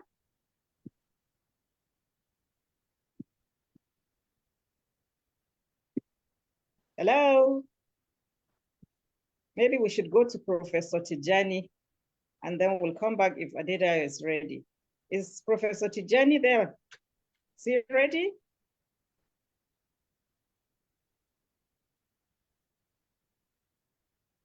Hello? Where's Thank you very everyone? much. Yes, no, they just unmute me. So my 1 minute starts counting in another second. Thank you very much for this intervention. My name is Akim Tijani, and I would like to ask 2 questions that I posted on the chat room. One is, what is the state of EFCC Academy and training, more especially the possibility of a EFCC university, just like the Nigerian Police Academy, Kano, NDA, and the Navy? That is one. And if you're thinking of resource people gratis, I've done this in my position as a former Deputy Vice Chancellor, Dean, and I still crisscross. I'm a visiting professor at Open University of Nigeria, looking at the eagle, as we always say when we have our Senate meeting. The second one is, what is your continual relationship with the US FBI? In my current position 2 years ago, I was fortunate to organize a training for senior legal officers. And I think with the paradigm shift in EFCC under this new dispensation, I think you should continue both in terms of skills development, in terms of resource access for those officers that are doing excellently well. And I want to thank you most sincerely, the chairman, you are, and the staff of the EFCC. I think I will yield back my.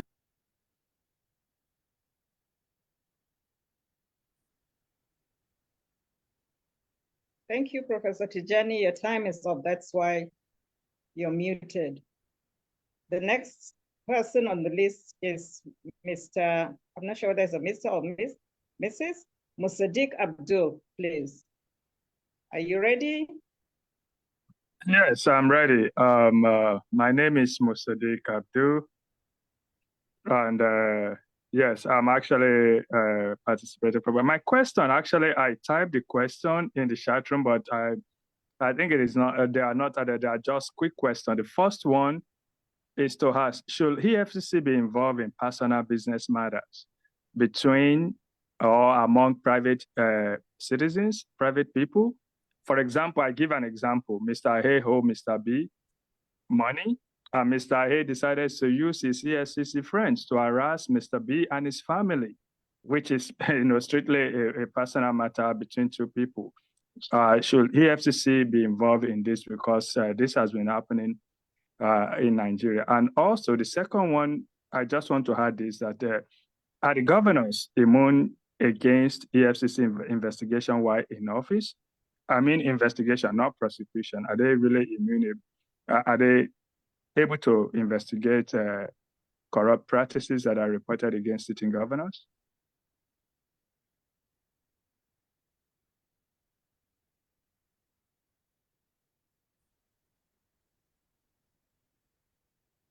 Sorry, Mr. Musaddiq, your time is up as well.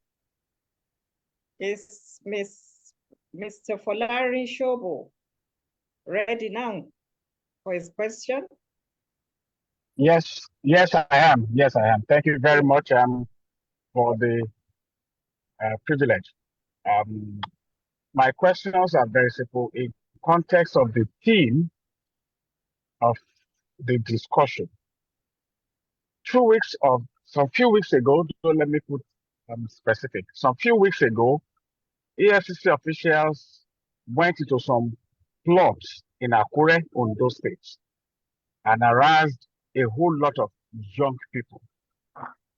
Sting operations that you carry out as EFCC, are they meant to be done in such a way to cast aspersion at the integrity of whatever EFCC stands for? Secondly, high-flying cases, like the chairman said earlier, that it takes some years. Some high-classified cases were hurriedly prosecuted in years past that were not in favor of EFCC at the judgment stage. Now, the immediate past governor of Kogi was able to escape, quote and unquote, escape prosecution till date because of not no tight investigation.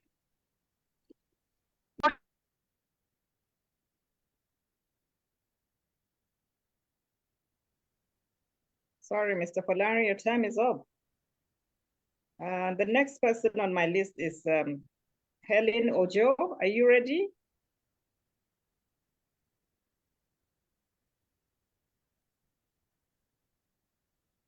Helen Ojo?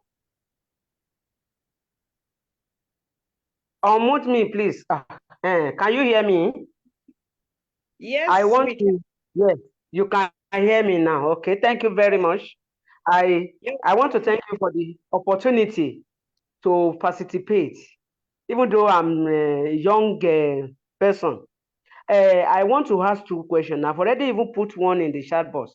One is that, is the EFCC, can somebody have access to EFCC in case of collecting loan from online, and the way these people are scamming their customers, the innocent people, are too much. It's so exorbitant. And is there any access can we take to contact EFCC? Second one is that he wanted to relate to what one of us have just asked. Is there any way that one can attend an academy of EFCC to join you? Because you people are doing a very good job. And personally, I would love to at least to add my own little, interest into your job so that we'll be able to put to Nigeria into higher ground. Thank you very much. I'm from Ekuti. Thank you, Ms. Ojo. I'll now yield the floor for our VVIP to please respond to the 4 participants. Thank you. Well, thank you very much, moderator. First is the question from Professor Tijani, who asks about the state of the EFCC Academy. I would like to use this opportunity to say that the EFCC Academy is up and running. That academy started as a training and research institute under Nuhu Ribadu, and over the years, we have improved in terms of capacity and facilities that are available. It's a top-notch institution as it is of today. In fact, it is the Center of Excellence in Anti-Corruption Studies in the West African sub-region. And since the coming on board of the new chairman, Mr. Ola Olukoyede, there are plans to even relocate the academy from the current location in Karu on the outskirts of Abuja to a new site along the airport road within the Abuja metropolis. And currently, construction work is going there. So it's going to be a top-notch institution, and the capacity has improved because over the years, we have been able to build the capacity of the directing staff of that institution, so much so that foreign organizations are bringing their agents to the EFCC Academy to be trained. So we also welcome people who have relevant experience and expertise, both in law enforcement and the academia, who wants to give back to the country. I want to be part of what we are doing at the EFCC Academy. So welcome everybody. If Professor Tijani is interested to be part of what we are doing in the academy, it's just to reach out to the EFCC and we'll find a way to make that happen. He also asked about the relationship that we have with the FBI. Let me assure him that just the way we have a very robust partnership with the NCA in London, the FBI is perhaps the strongest foreign law enforcement partner that we have at the EFCC.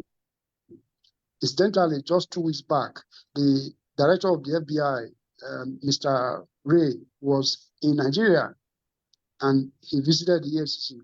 That's the first time the FBI director will come to Nigeria, and the EFCC was the place that he chose to come on a visit. That underscores the important relationship that exists between the FBI and the EFCC. Mr. Abdul asked a question concerning the issue of involvement of the EFCC in the investigation of business matters between individuals. That is neither here nor there. What you call business matter between the individuals sometimes could have criminal dimension, depends on the relationship that exists. Where we find that such matters falls within the purview of what the commission should investigate, we take on such matters. But I must add here that EFCC is not a debt collecting agency. So we try as much as possible not to get involved in the issue of somebody asking us to help to recover money or collect debt from business associates in relationship that are gone awry. We shy away from doing that. But where we find that there have been a deliberate attempt to defraud somebody in a business transaction, the law allows the EFCC to step in and do the needful.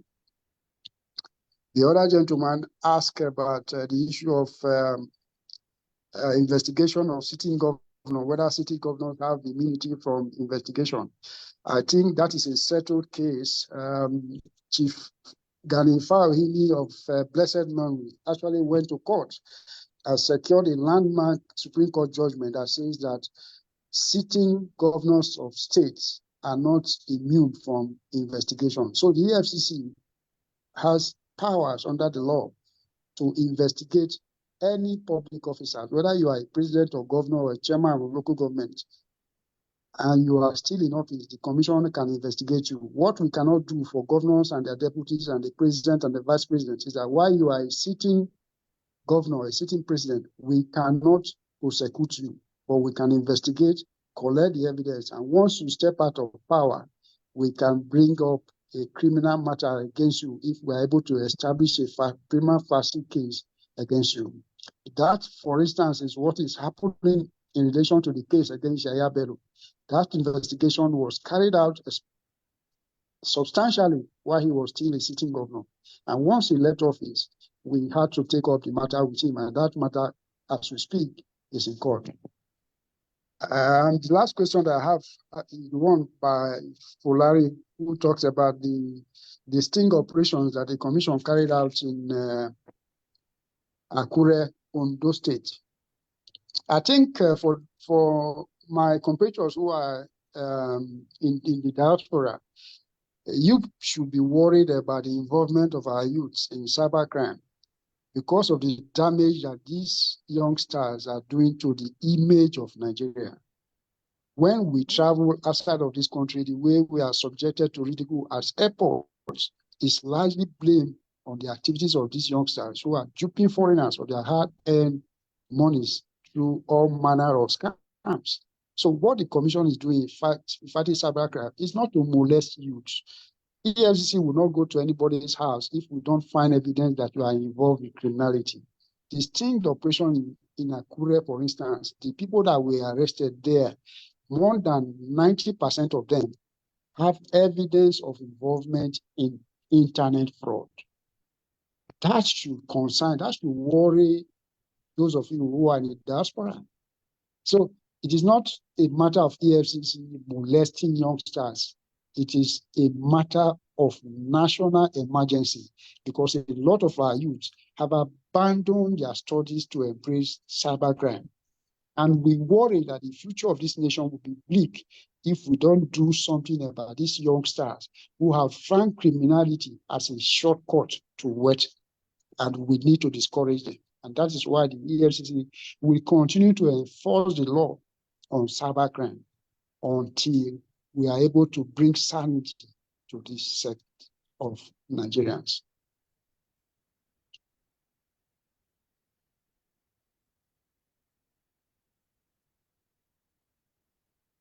Okay, thank you very much, distinguished guest, for those clarifications. I really appreciate you for that, sir. Also, thank you, a big thank you to our chief host. And for the sake of another clarification, those who are not putting their names on their ID, we are so sorry, we will not be able to call you forward. Please, if you want us to call you, you may need to let us know your actual name, your real name, before we can be calling your names. I'll be calling on the following people to ask their questions. And once I call the first person, I want the other person to be getting ready. And it goes like that sequentially up to the fourth person. I will call Edith Ayo to get ready for the question, and also Michael Williams, and also followed by Simon Babatunde. And also the last, not the least, that I have here is Peter. Sorry if I didn't pronounce your name well. It's based on what I see on the screen. And also now I would like to yield the floor to our distinguished guest to answer those questions immediately after the fourth person put forward their questions. So the last person rather. So first person, I would like you to go on now. We would like you to unmute yourself and ask your question. Edith Ayo. Okay, thank you very much. My name is Edith Ayo. My question is, there are video speculations about fraudulent activities in Maritime Academy of Nigeria, where a former staff of Maritime Academy is accusing the EFCC of not doing the right thing, that he has sent several petitions to the EFCC, and EFCC are not doing what they were supposed to do. He released a video conversation and it spread across various social media, stating that the rector of Maritime Academy of Nigeria used his account to siphon money in form of going for a duty tour, and at the end of the day, they will print fake certificate and give it to them. He also released about 40-something persons who are staff in academy that they use them to do these same fraudulent activities. That the money they have pulled out from academy in this name of going for a duty tour is billions of naira. And he released his account statement to the media, released the names of the persons that are involved in these fraudulent activities to the.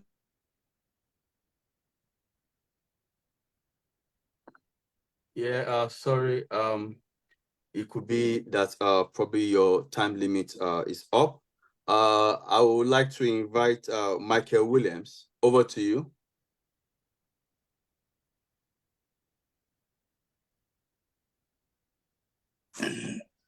Okay.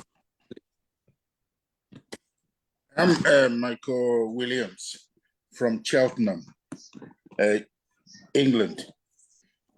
It's just a curiosity. Many people have been inboxing me and asking me the question, even though it was on social media. We work hard on the last administration of our government and this one as well. The question is it true regarding this circulating around $75 billion that was siphoned? I don't want to mention names. I know everybody knows what I'm talking about.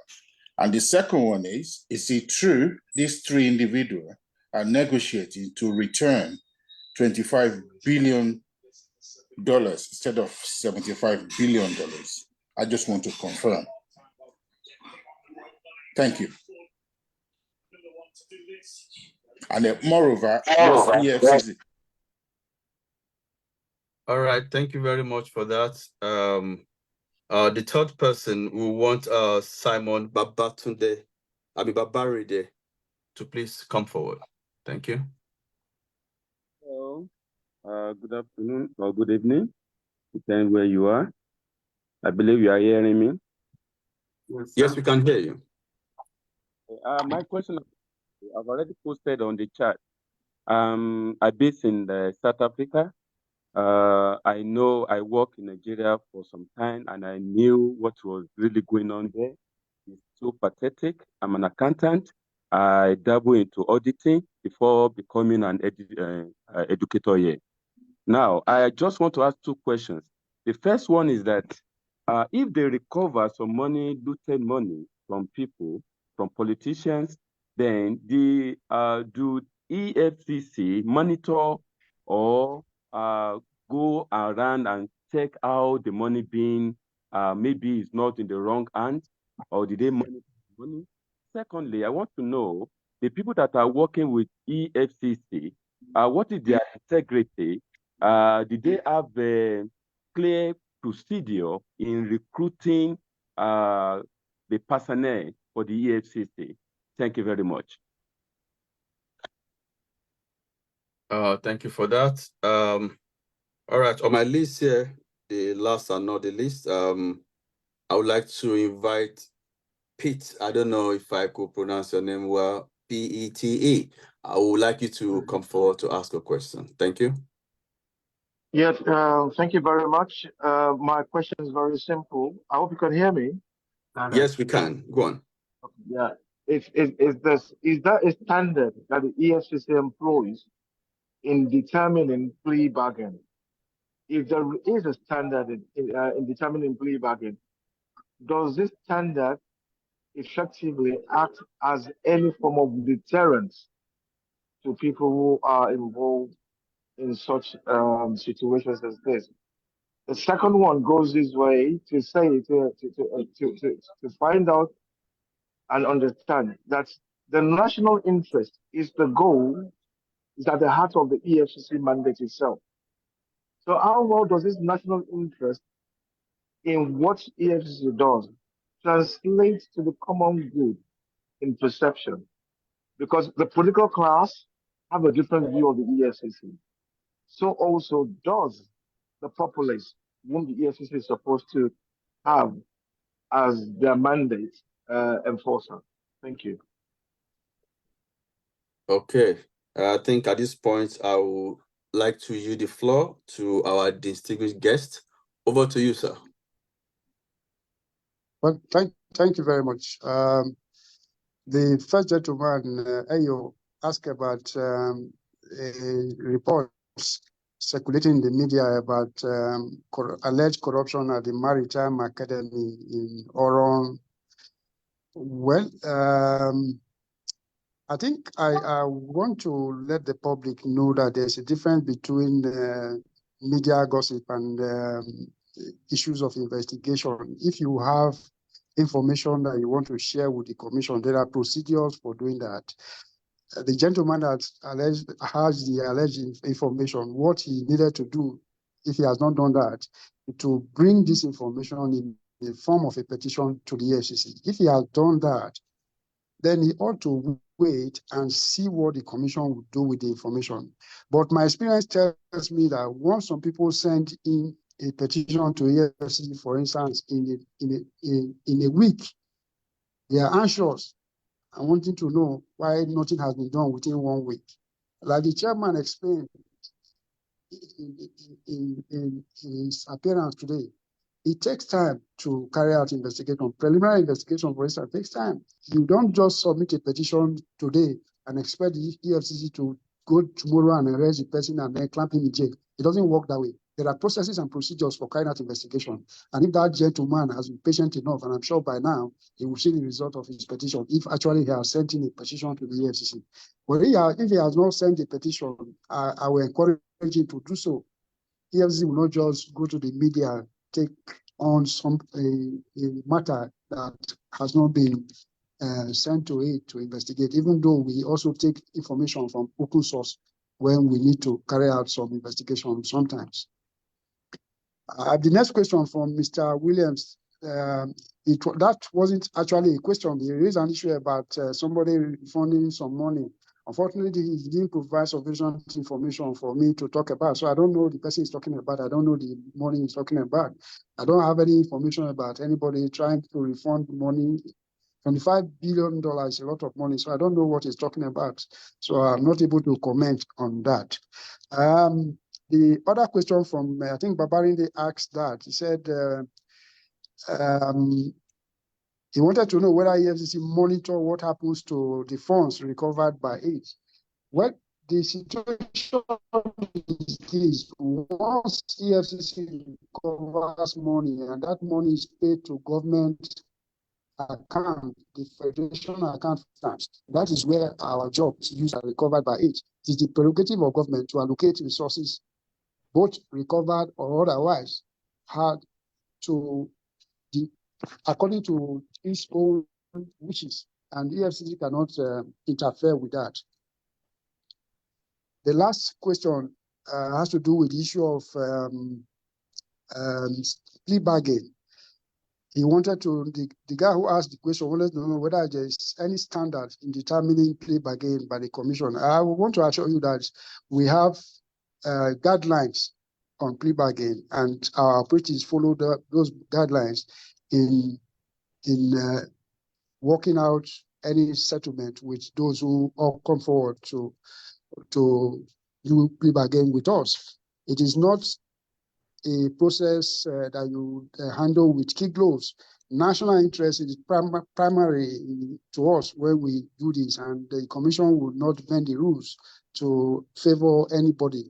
It is the interest of Nigeria first before any other thing when it comes to plea bargain. Our objective is to ensure that the country benefits from that process. If you steal Nigeria's money and you want to pre-bargain, we ensure that we recover as much as possible of the stolen proceeds to government. Thank you so very much, sir, for your elaborate response to all the questions fielded today.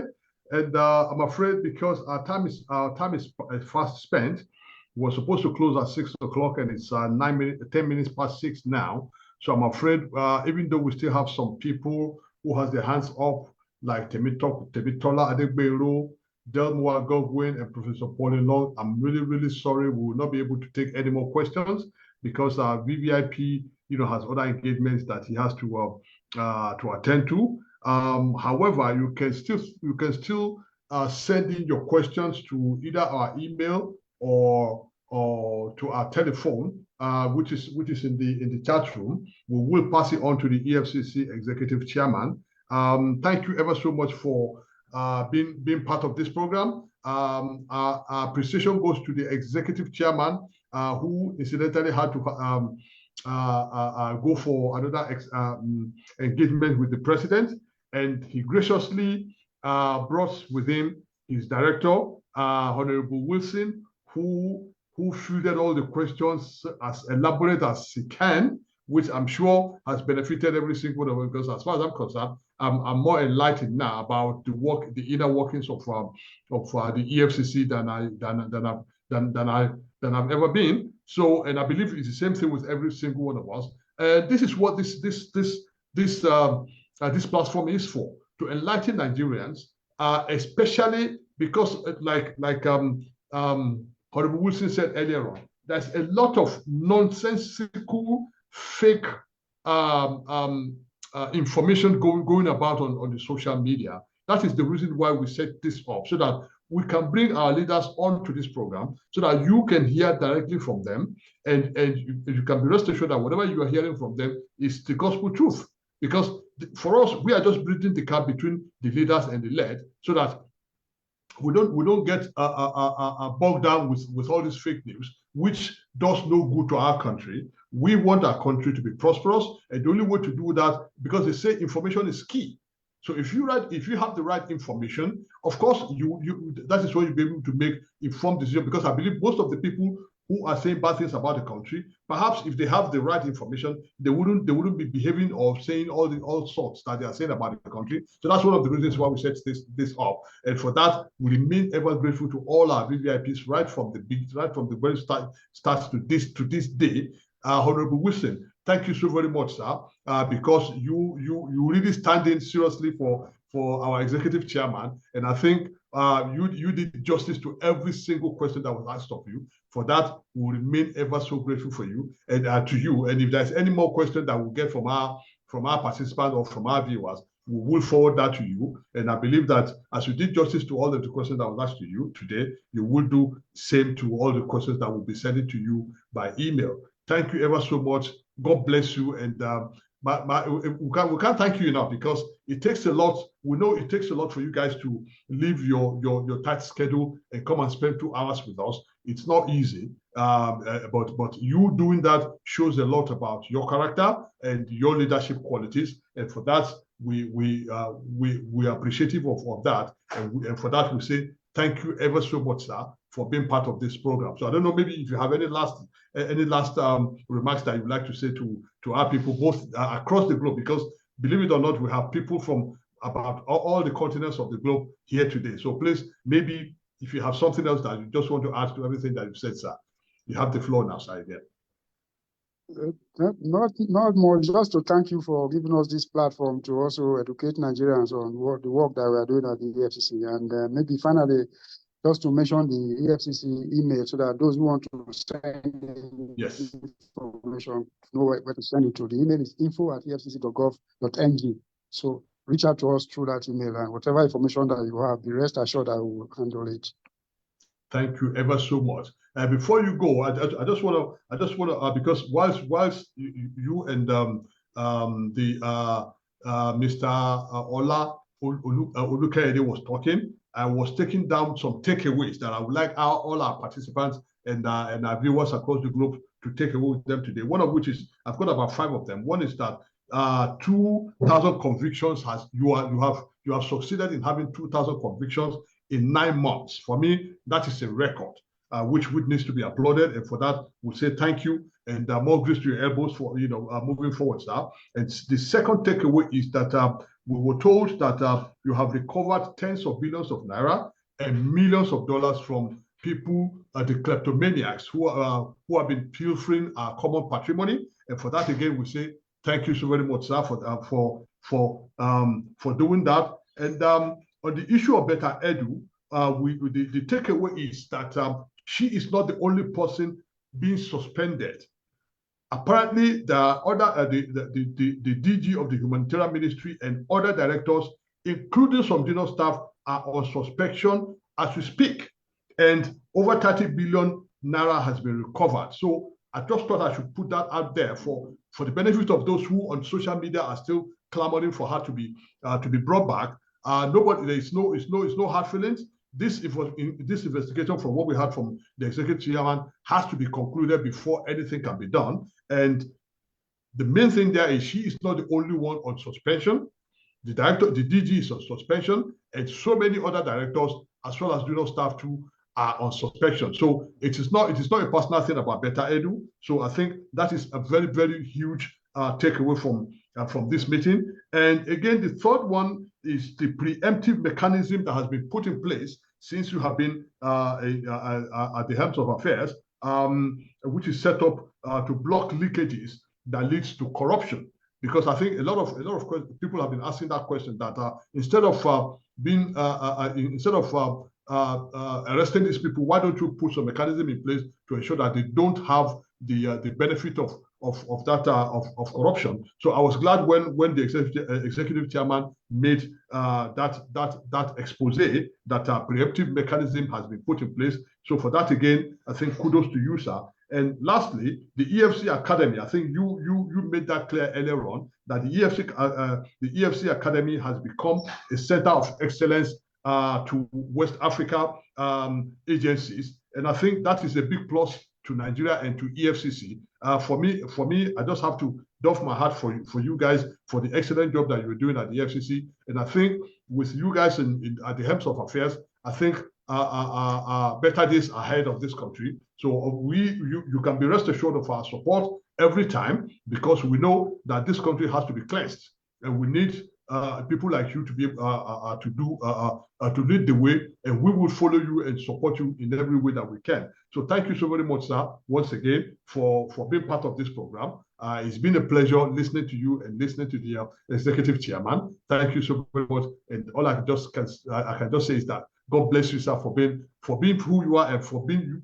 Because I know the job you guys do is not very easy, especially knowing the mentality of our people. It is not easy for you to be like the policeman's police. I think that is what you guys are doing. You are being the policeman police, and you are trying to ensure that our common patrimony are not being stolen by what people consider as the 1% of the population who are making life so unbearable for everybody else. So thank you ever so much, sir. We really appreciate what you're doing. Thank you so much, and God bless you. And moving on, I think I have to say huge thanks to Ben TV, the first Nigerian African TV digital channel in Europe, led by its CEO Alastair Shawade, for continued support for Nigerians in diaspora, and for support and for your support for good governance in Nigeria. Thank you so very much, sir. I also wish to acknowledge other leaders and stakeholders present at this conference. Due to time constraints, I may not be able to mention your names. You know who you are, and you know that you always have our respect. Thank you for always being there every time we call upon you. And again, to our participants who never got tired of us, even though we do this program every week, they are always there to support us. It is your support that gives us the strength to continue to come to you every week, and to look out for which leader to bring to us to come and engage with us. And every single one of them has been fantastic so far. Thank you ever so much for that. And lastly, I wish to appreciate my co-host, who has been fantastic too, because they do all the backroom work to ensure a smooth conference every week. Honorable Jacob Ogushe, Haji Rekia Bello Abubakar, Udeme Ukwe, Sheumbayewu, also known as Boyo, and Tosi Olayinka. This program wouldn't have been possible without you. Well done. I really appreciate you guys. And in the next couple of days, I will be announcing the next VVIP and date of appearance. Watch this space. We will come back to you next week, God's willing, with another VVIP from this government who will come and engage with us and judge with us on issues. And again, you'll have the liberty to ask questions, and I'm sure that you will all be enlightened as always. So for now, let me yield the floor to the madam of the house, the mother of the renewed hope, Hajia Rikia Bello Abubakar, for the closing remarks. Thank you ever so much, everybody. Thank you, Chief Host. It's a big thank you to our special guest, Mr. Ola Olukoyede, Executive Chairman, EFCC, and his team for taking time to share and enlighten us on the remarkable work of your commission. Thank you also to participants who joined us from locations all over the world. On behalf of our Renewed Hope Global Virtual Town Hall Conference team, have a great weekend. I am yours truly, Rakia Bello Abubakar. Thank you and God bless Nigeria.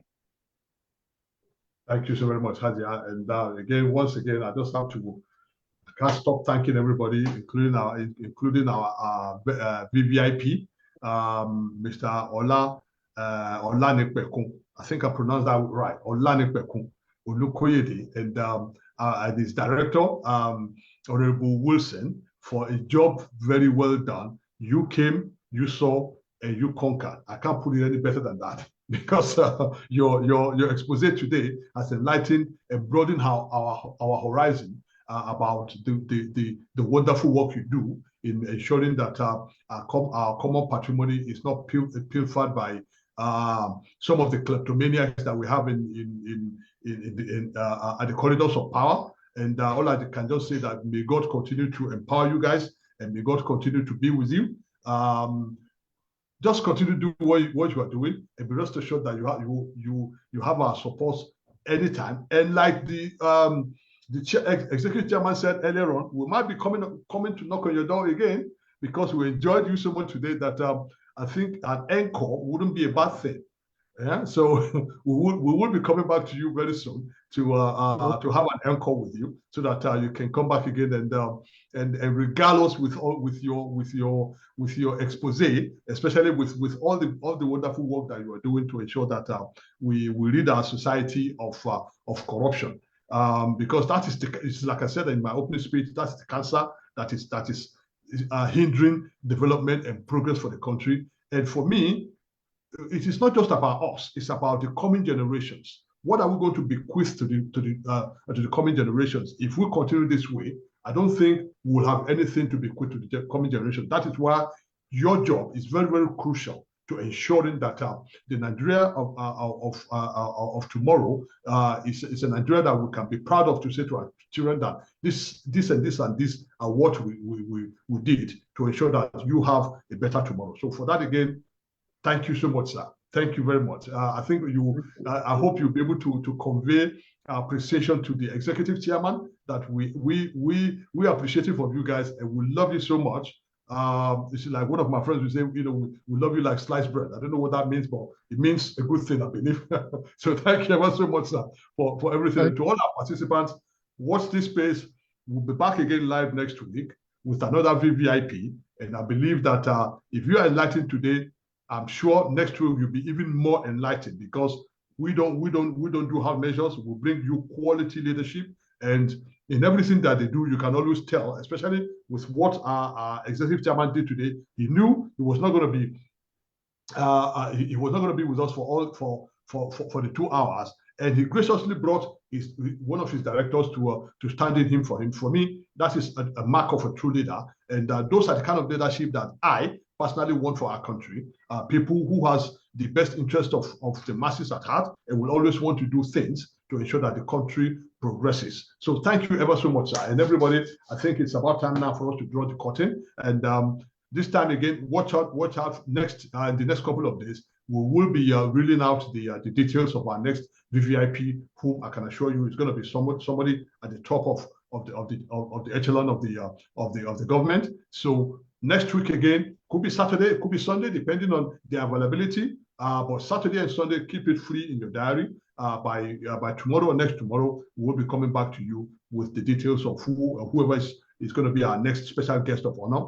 Thank you ever so much. And I think it's time to say, how do they put it? Peace out. Thank you so very much. Thank you so very much. My name remains Joseph Ola Olukoyede. I'm your chief host for the day. And hopefully I'll be back again next week to say, welcome to another well-deserved, the Renewed Hope Global